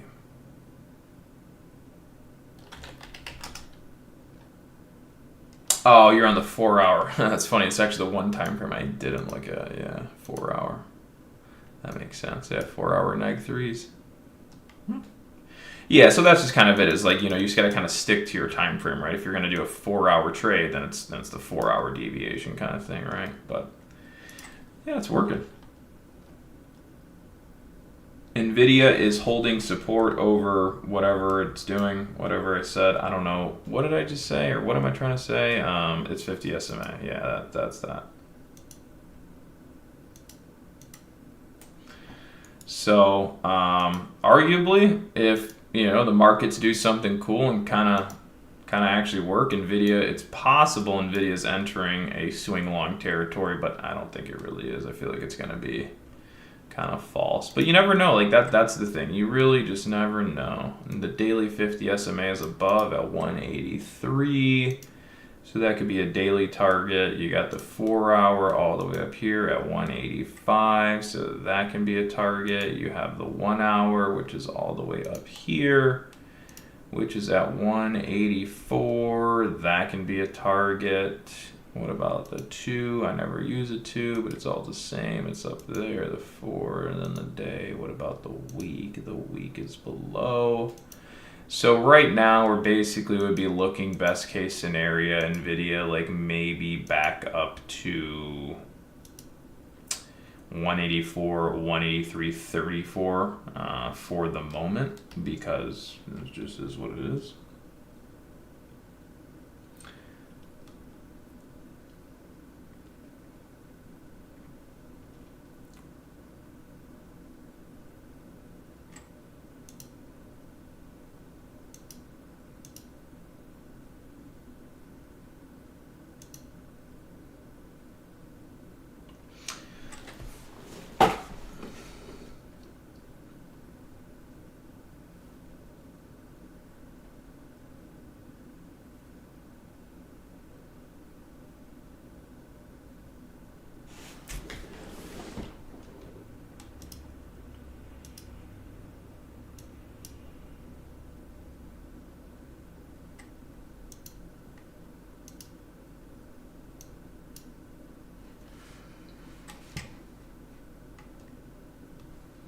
Oh, SMX, how lame.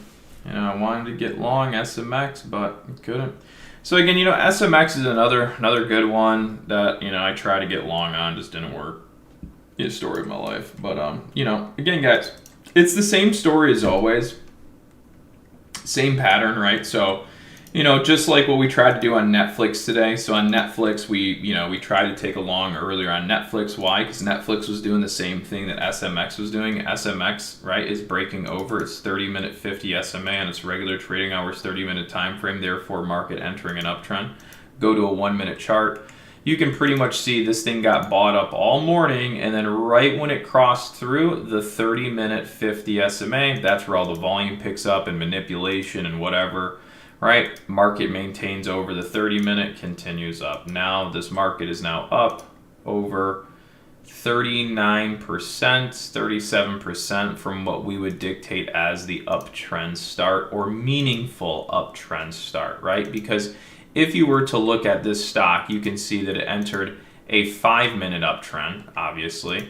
It entered a 15-minute uptrend, obviously, right? Those are earlier uptrend signals, but we usually don't consider like confirmation till at least the 30-minute is starting to break out, right? So with that being said, SMX was a stock that we tried to get long on here today, but unfortunately my broker is like, Connor, you know, you might make too much money on that one, so we're not going to let you buy it. I'm just kidding, but nonetheless, so this is something we try to get involved in today. By the time I noticed it, it had already gapped up, which we weren't going to buy it there, right? Because that's the 4-hour target, right? So here's another thing to take note is that pretty much any time a stock breaks out on its 30-minute regular trading hours time frame, it's many times going to jump straight up and into the 4-hour pre-market trend target. I don't even know how I found that one out, but I did. But anyway, so it's kind of like you move from, again, algorithm to algorithm. So SMKX, Netflix back over the 50 SMA, and am I going to be dumb enough to buy it again today? I might just be stupid. Let's see. Does it look good? It looks scammy. It does look scammy. But anyways, back to SMX. So SMX, stock that we try to get long on today. So pretty much just know this, ready? Well, I've already explained this many times, right? So this is the 30-minute breakout. And I look at standard deviation stuff too still, 30-minute breakout, but I just learned that there's more algorithmic programming around these, and standard deviation is to be used slightly different. Not different, it's just SMA's trend, standard deviation's probability expansion, if you will.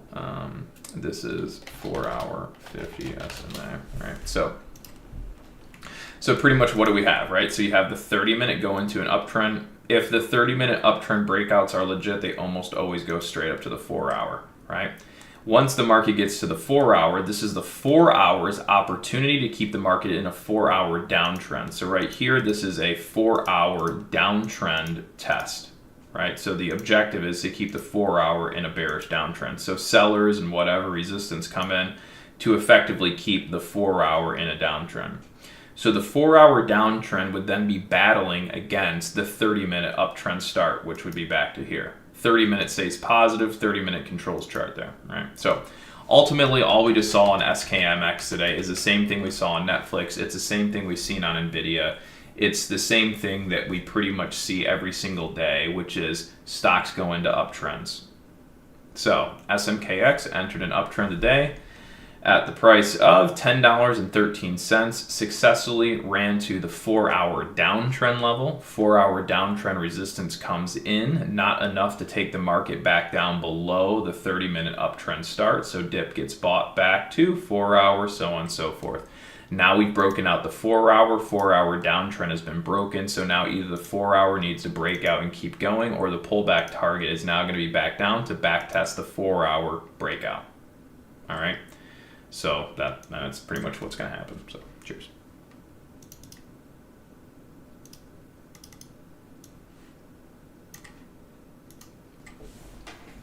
And essentially, the reason that we can read all of this so fast is because it's the same system, same strategy, and same rules for the same thing across every market. Penny stocks, large cap, mid cap, etc. Then the rules are the same. In an uptrend, yes, either it keeps going or it has to backtest. Targets are always the same. Target prices change, but reasons for targets generally always the same. NVIDIA is doing great. I do have a small position on that one. I didn't really mention that I took a long on that. I felt kind of bad after the Netflix one. I was like, I don't want to put anyone else in a trade that might have the hesitation of not working. But either way, price targets are all the same. I mean, just because I buy something doesn't mean you should buy something. Really, you should just buy anything that you want to buy because of all of the reasons that we always explain. Is it entering an uptrend? Is it not entering an uptrend? Really, my objective is just to sit here and point out things that might do well on the day. And if you want to buy them or not buy them, and do whatever you want to do. So anyways, NVIDIA's doing well. As I mentioned, NVIDIA's probably got to move up to 184 to 183.50s. So we're pretty much looking to take this market up to this daily 50 SMA here on NVIDIA, 183.45. And the reason I say that is because I don't see any other 50 SMA calculation prior to the daily that would stop us. So unless the NVIDIA market chooses to use an SMA calculation outside of a 50 SMA to stop the market prior to the daily, then so be it. Otherwise, we should pretty much go up to about 183.50. If you look at SMKX has now pulled back to exactly where we said it would pull back to, and the reason why is because it's just algorithmic programming, pretty simple stuff. So now this is where the market essentially would have to try its 4-hour support hold, and so on and so forth.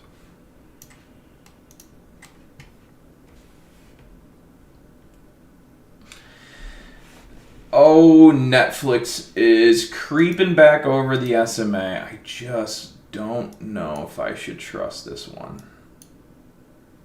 That's always the tricky part about this system, is that it's basically like you live on the side of a ledge, right? One way an uptrend starts, one way a downtrend starts. So literally the entry point of a long could literally be the start of a bearish move. That's why it's kind of tricky. But either way, NVIDIA is probably going to go up to our price target here pretty soon. I know it's not every day you get to tune into a YouTube stream that gives you foresight stock market predictions and price targets before they happen, confidently. I know that's just not something that the internet is used to seeing, but that's okay. We're here. I know it's scary, you know. They used to hang people on trees and burn them and call them witches for doing things like this, because you're not supposed to foretell the future, right? It's not supposed to be possible. They used to burn the witches in Salem for this. Just like, you know, imagine if someone was like, oh, by the way, you know, October it's going to crash and go to 58,000. Well, I guess we missed by that. You get burned because you're a witch.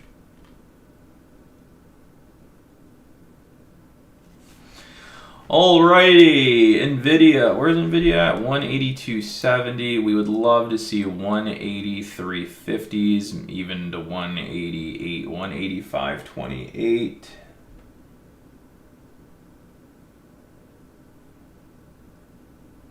Just like Brandon, my friend Brandon, old business partner Brandon, same thing. That dude can predict the stock market pretty much better than anyone I've ever seen on CNBC, Bloomberg, Yahoo Finance, literally any news outlet, any YouTube channel I've ever watched, any trading education I've ever watched, Brandon has been able to predict the futures trading market better than anyone I've ever seen anywhere, ever. So.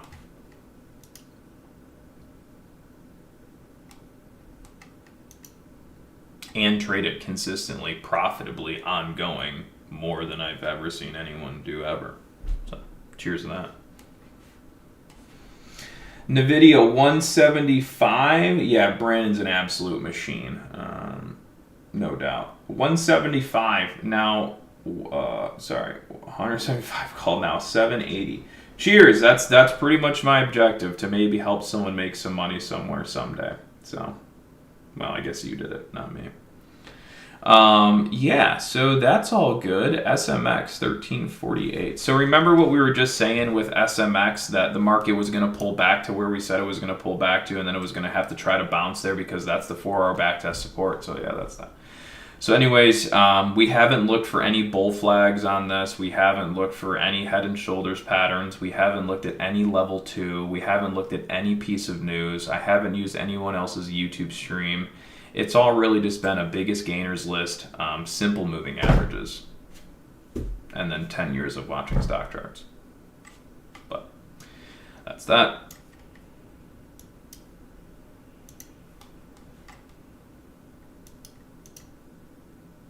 And it's more or less just because algorithms and computers and high frequency trading, really do run markets and market makers and things like that. But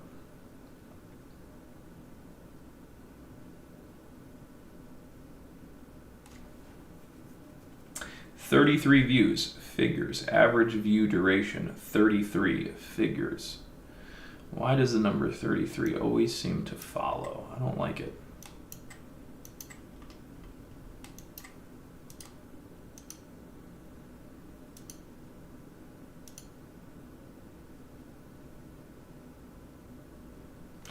Silver at $69. Some would say that's the best price it could be at.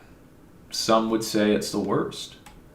Just depends on what kind of person you are.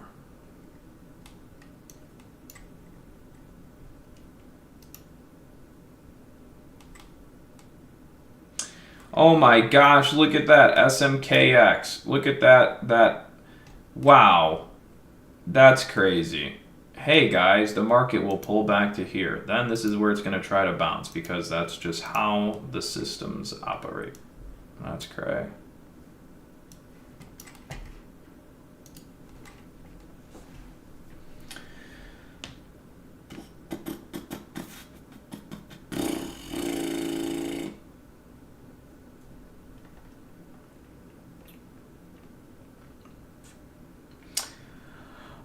Also, I took a little profit there on my Nvidia trade. That was good for me. I mean, my job is done there. If it goes a little higher, then whatever. Probably should have kept some on maybe for a swing, but whatever. I don't really. That's what it is. There'll be literally, as you can see, there will always be an uptrend starting somewhere. It's just a matter of if you're going to catch it.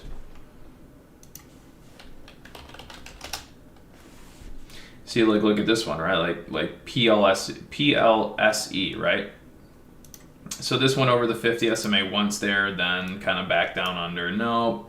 Then it went over. Little trade there, then back down under, and then it went over and then back under, and then pow, right? So it's not that every time you cross the SMA, there's going to be a good move. It's just that's where the algorithms program themselves to start good uptrends. So it's focusing in the right area, and then it's pretty much fingers crossed that those that manipulate markets and send off buying algorithms send off a buying algorithm on the stock that you've picked. That's all it is. It's not that you're good at picking something many times. It's that you need the luck of the market to be on the stock that you're picking, right? So it's you focus where uptrend starts and then hopeful that a buy algorithm gets placed on the equity that you're focused on. Have a good one, crypto. Yeah, I'm probably gonna be. Got another 30 minutes here, and then I'm gonna start doing some other stuff. It's not gonna be fun. It's damn chilly out here. You know what I mean, dude? It's damn chilly out here in this back of the neck of these woods.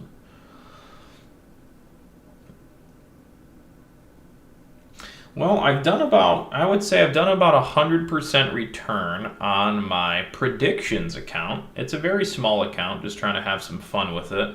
So I've been using the Kalshi betting markets. I'm not a big gambler in that regard. I don't really like sports betting, or I don't really go to the casino, and gambling is the only thing I really ever gamble on is basically trading, if you will, or investing. That's the only degree of gambling I will ever really do. So I don't. Casinos just. I'll go there every once in a while for a night, but it's not something I enjoy. Really. Sports betting I think is pretty. It's just not my thing, I guess. But I have been using Kalshi to place prediction bets on the Bitcoin market because that's something I know very well. So it's just kind of one of those, it's just another avenue of really trading Bitcoin for fun, right? So I've been able to use the prediction markets, almost do 100% on a small little betting account. And then I have done a few sports bets, but every time I bet sports, I always lose anyways. I'm like, that's why I never do it, right? And it's just not something I can get into. And I don't really watch sports to begin with, which is probably why I never win. So yeah, maybe we'll just stick to Bitcoin, because that's pretty much where all the returns on that account have come from anyways. But yeah. So that's fun.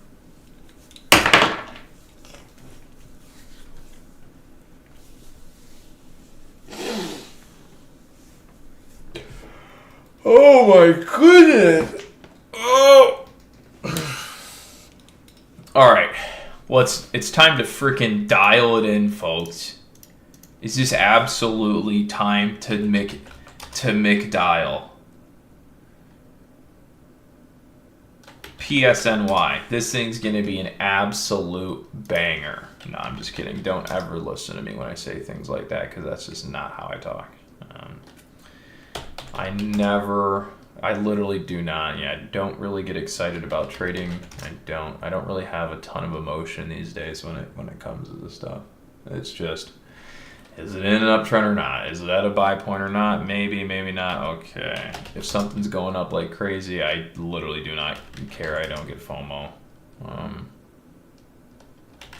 So, you know, I'm sorry. You just can't see me sit here and go, it's gonna be a buyer.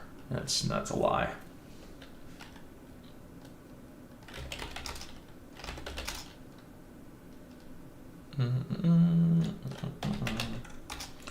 BGMS. There is literally nothing that I like. Like I said, guys, I only try to buy things right at uptrend starts, and if it's not doing that or back testing, then I don't have a trade. So, and like I said, I'm literally competing with the algorithms, and they're gonna beat me 8 times out of 10. So that's why you don't see that I get to put a trade on as often, because the good buy points literally last for like that, and then they're gone. So.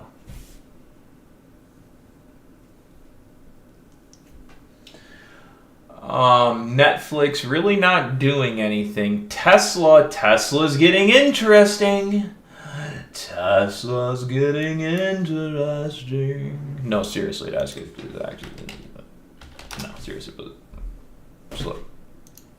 Alright, so Tesla now getting back to the uptrend start location potentially. So we're going to start watching close here. So this is a situation where it could be a short and it could be flipping trend. Now, granted, something I don't like is for example, ready? Watch this. So this is what I think the 50 SMA moves I don't like. So look at this, like downtrend. See how it gaps up and then it has a big move all the way into the 50. So that's already a good long move too. When that's the case, I'm less optimistic that we're going to break and keep going, because you've already had a big long move into. And so that would be more of a long back test, right? Short, right? Now, if you fast forward a little bit, right, this one's a little better because it's really just market down, sideways-ish consolidation until moving average catches up. That's more of like a legitimate breakout uptrend start, right? As opposed to a big, long reversal trade up into more of consolidation, price action, grind over up, right? Usually can constitute to a little better of a long. And then if we come back to where we're at now, right? What is now? What is this? This is very similar in the sense that it's down, little gap up, just it's a big long move back too. So are we really going to break and then keep going, or is this more or less going to be a false break, top, or a short? So I would still be lean to like the slightly skeptic, because we're not above, and then it's also been a pretty big long move into. But it piques my interest because now we're at an algorithmic calculation level, and now this is where computer programming starts to kick in and starts to speak, right?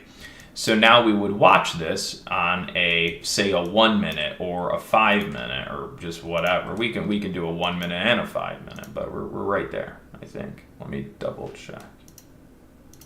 Shoot. Wait, no, I'm on regular trigger. So I'm gonna get the exact. We're right there. Cool.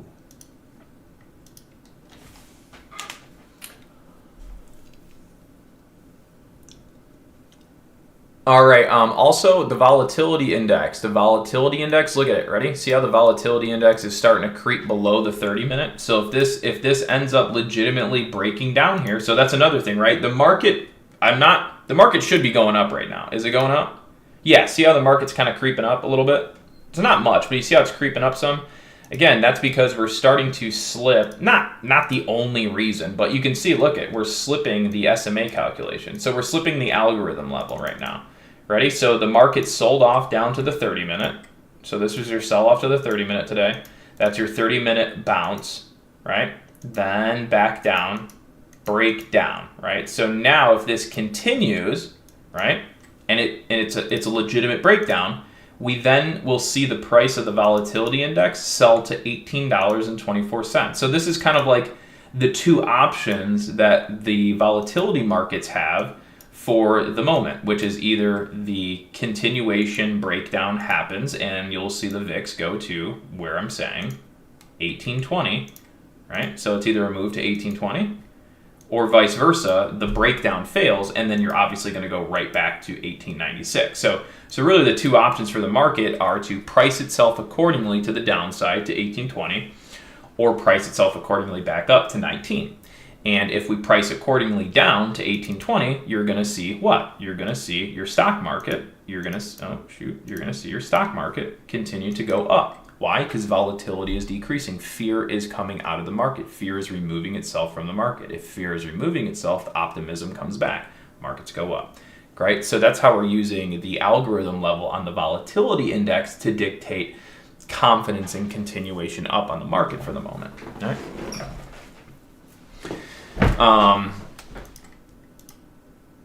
Yeah. So that's that.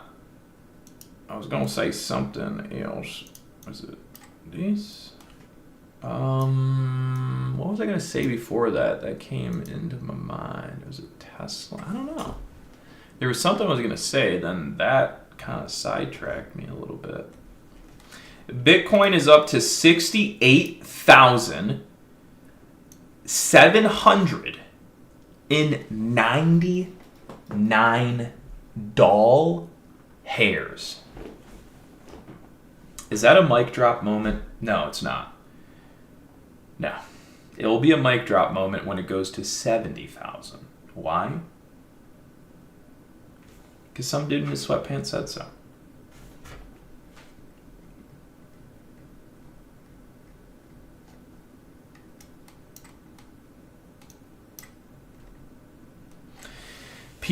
The internet is just not ready for this type of analysis yet. They're just not ready.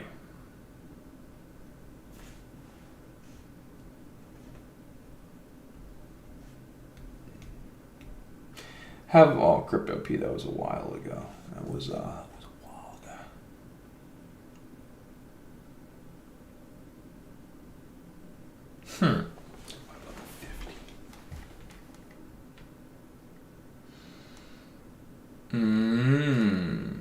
I wonder. No, that can't be right. Well, kind of. Huh. Might have to start using the 15-minute a little bit closer.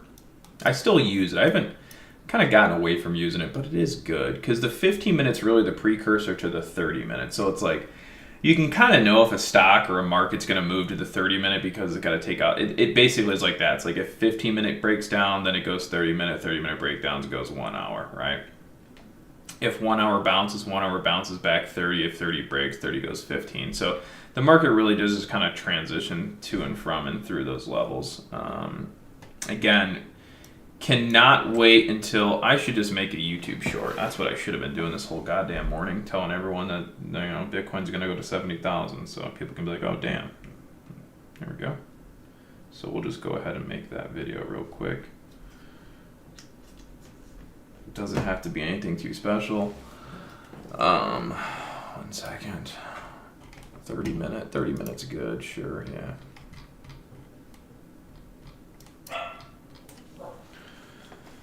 Is it still the morning? It's still the morning. Oh, that's a picture. Good morning, internet, beautiful people. Public service announcement. Bitcoin hit the prices of like 64,000, 60,000, almost all the way down to 58,000. As you guys know, those are the sell targets for a couple of years now. So we've been getting long all last night. Targets for the short term are currently all the bullseyes you see. More likely we don't go up and get the high bullseye or the middle one. It would be more likely you get the first one first, then the second one second, third one third, etc., etc., etc. You get the point. So that first bullseye is where the market is going to go. It will go there, give or take, very close. You get the point. Cheers. Have a good one. We'll see you in the next video. Bye. Let's go post that. Try to get it out to the public before things happen. Remember, whenever I post a YouTube short, it's really just like in an effort to hopefully get information out to the public so that they can see things happen before they happen.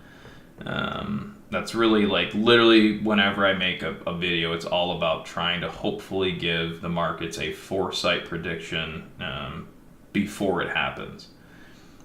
There's too much hindsight 2020 videos on the internet, and I used to do that, and that was because basically I think it's so hard to do foresight prediction and have conviction, and then you'd be afraid to tell the internet that and say it will do this, because then you look like an idiot when it doesn't do that. But I just stopped thinking in terms like that and just said, so I think it's more fun when you're doing foresight prediction as opposed to hindsight. So that's what I try to make all my videos on the internet now.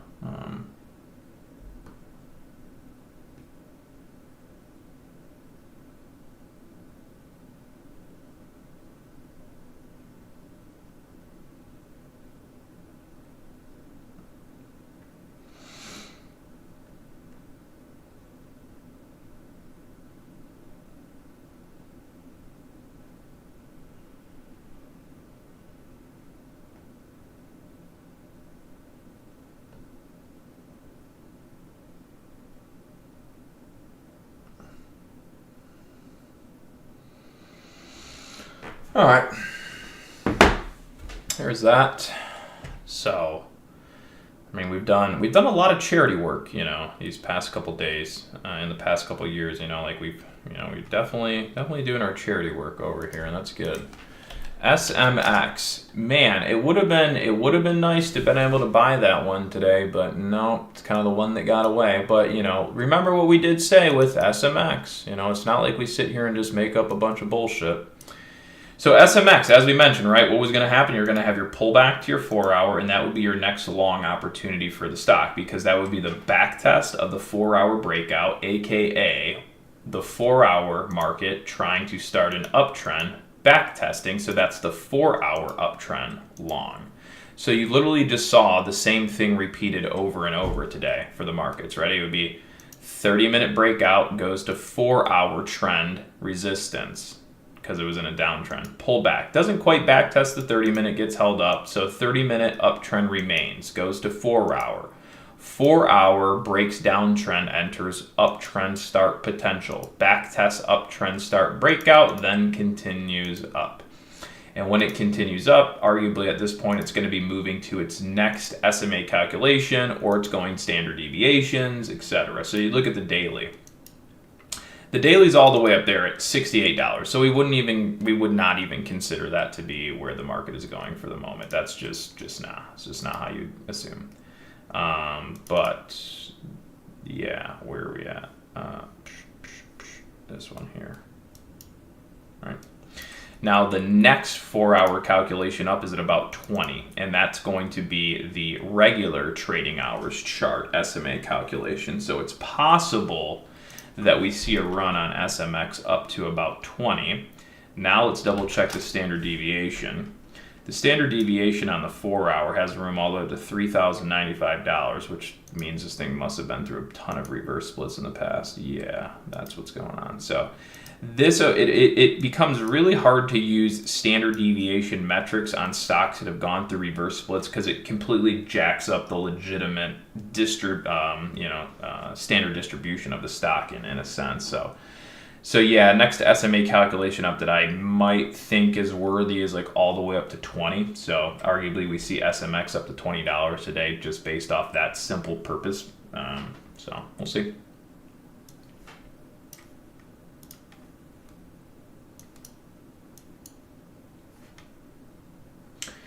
All right, 1051. I think we've done a good job at analyzing the markets today. We've effectively predicted where Bitcoin was going to bounce after the sell-off, about where it was going to go for the bounce, and we've almost gotten that. Again, our target there would be, let's double check, it could have updated too, so hold on. Let's see if our price targets have adjusted any here.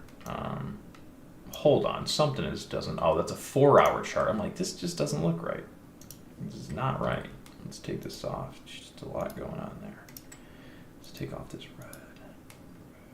I don't want to remove 22 drawings. Why would I remove? That doesn't make a whole lot of sense. Okay.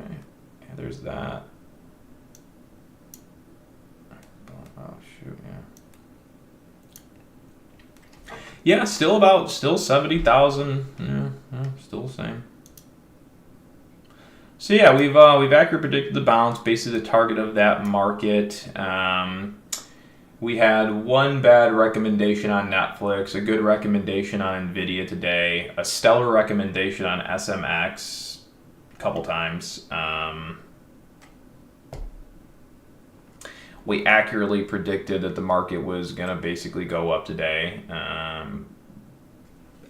Yeah. Oh, also, by the way, bringing up the VIX again. So remember we were talking about the VIX there for a second, said it has two options. Either it has the continuation of the breakdown to wherever we just said, 1820, or it's going to have to back test 19. So there you go. Again, it's just computers moving to algorithm calculations. That's all it is. So the better you get at reading computer thoughts, then the more you'll see price do what you say it's going to do, because that's how computers move things, right? So the market must be topping right now a bit. Yeah, so market's topping right here. Okay, so that's the 30-minute. So remember how we said, so look at right now, the SPY, right? So the SPY is doing what? The exact same thing as Tesla. Look, it's the exact same setup. Ready? Watch. Let's go to Tesla. See how Tesla's bouncing up and into resistance on the 50 SMA there? Look at the market. Why? Watch, go to SPY. Same thing, right? Tesla, SPY.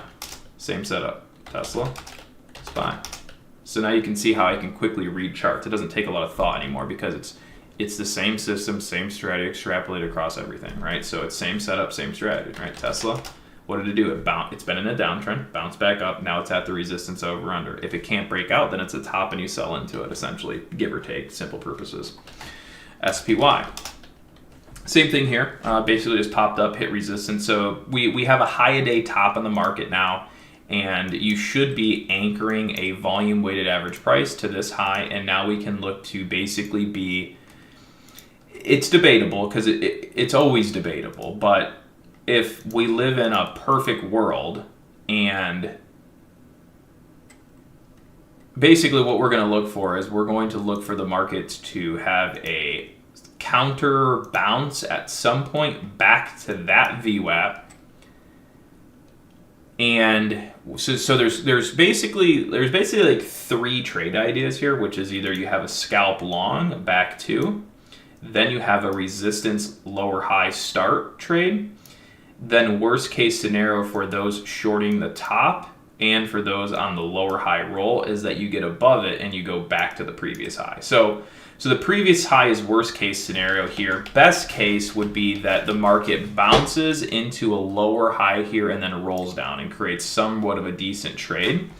And partly because we are seeing the volatility index still hold the 30-minute trend. So instead of breaking down and going to the 1 hour, ultimately all we're doing is still just having the volatility index go up, pull back into support, and holding support. So as long as the volatility index fails to go into a downtrend and fear is removed from the market, then the markets, as we just described, so then the markets will not be willing to go into an uptrend yet, right? So if you look at the 30-minute, see how the market is, we'll go to SPX, delete that. So you see how the market is rallied all the way back to the 50 SMA today, but it's not above, right? So this is a situation where we've just bounced an oversold market back to resistance, and we currently have a volatility market that's not willing to remove fear from the market. So it's kind of like two things. You need to see that the SPX gets back over its SMA, and you also need to see that the volatility market breaks down into a downtrend, right? If you don't break down, if fear does not break down, then the market is still fearful and we're not ready to go full risk on, right? If fear is removed from the market, then we go back risk on. So we're not on a risk on market. So there's our counter trend scalp long trade recommendation, prediction, foresight analysis for you before it happens. As we said, that's what we try to make our YouTube streams and videos about, is more about foresight, prediction, what's going to happen before it happens, because there's too much hindsight analysis on the internet, and that is just boring, right? And no one, at the end of the day, no one cares about what happened already. They want to know what's going to happen. So that is usually the objective of all of our videos and streams, is what is about to happen before it happens. And then draw cute little pictures for you. So this would be best case scenario for the short, right? The top here, pull back to top down, right? The best case scenario for those shorting the highs is that this turns into a 1 minute rollover. Worst case scenario is that this is not going to roll over, and then you squeeze all the way back to 686.67. So if I was short-term trading this, which I'm not currently, but if I was, that's how I would view the market. Is that you had two trades there. It was either like you basically try to go long for a reset, or now you try to go short for a pullback down. And worst case scenario is that doesn't work, and then the market stops out the shorts and it squeezes it back to the 50 SMA. So you also have that trade. You have the I'll take advantage of everyone short-term trading the lower high. They're wrong, and I'll squeeze them back to here. So those are kind of the two short-term trade ideas that are currently, I would say, like on deck for the market.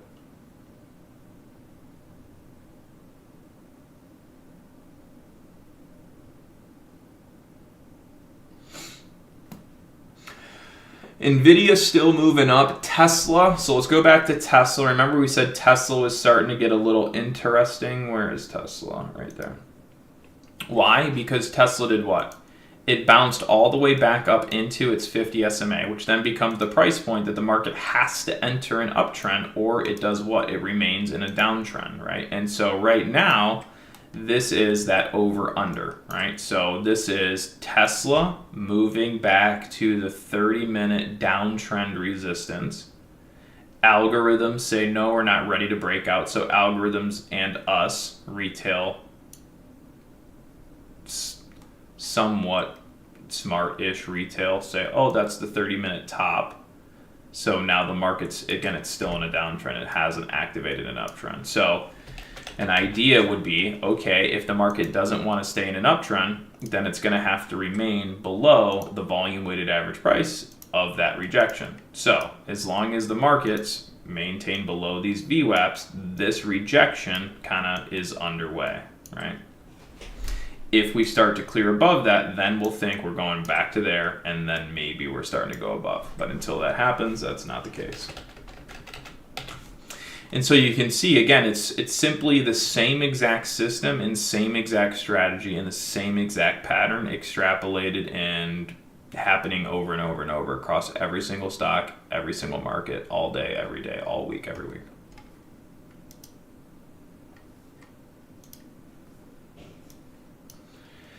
Oh, my Bitcoin.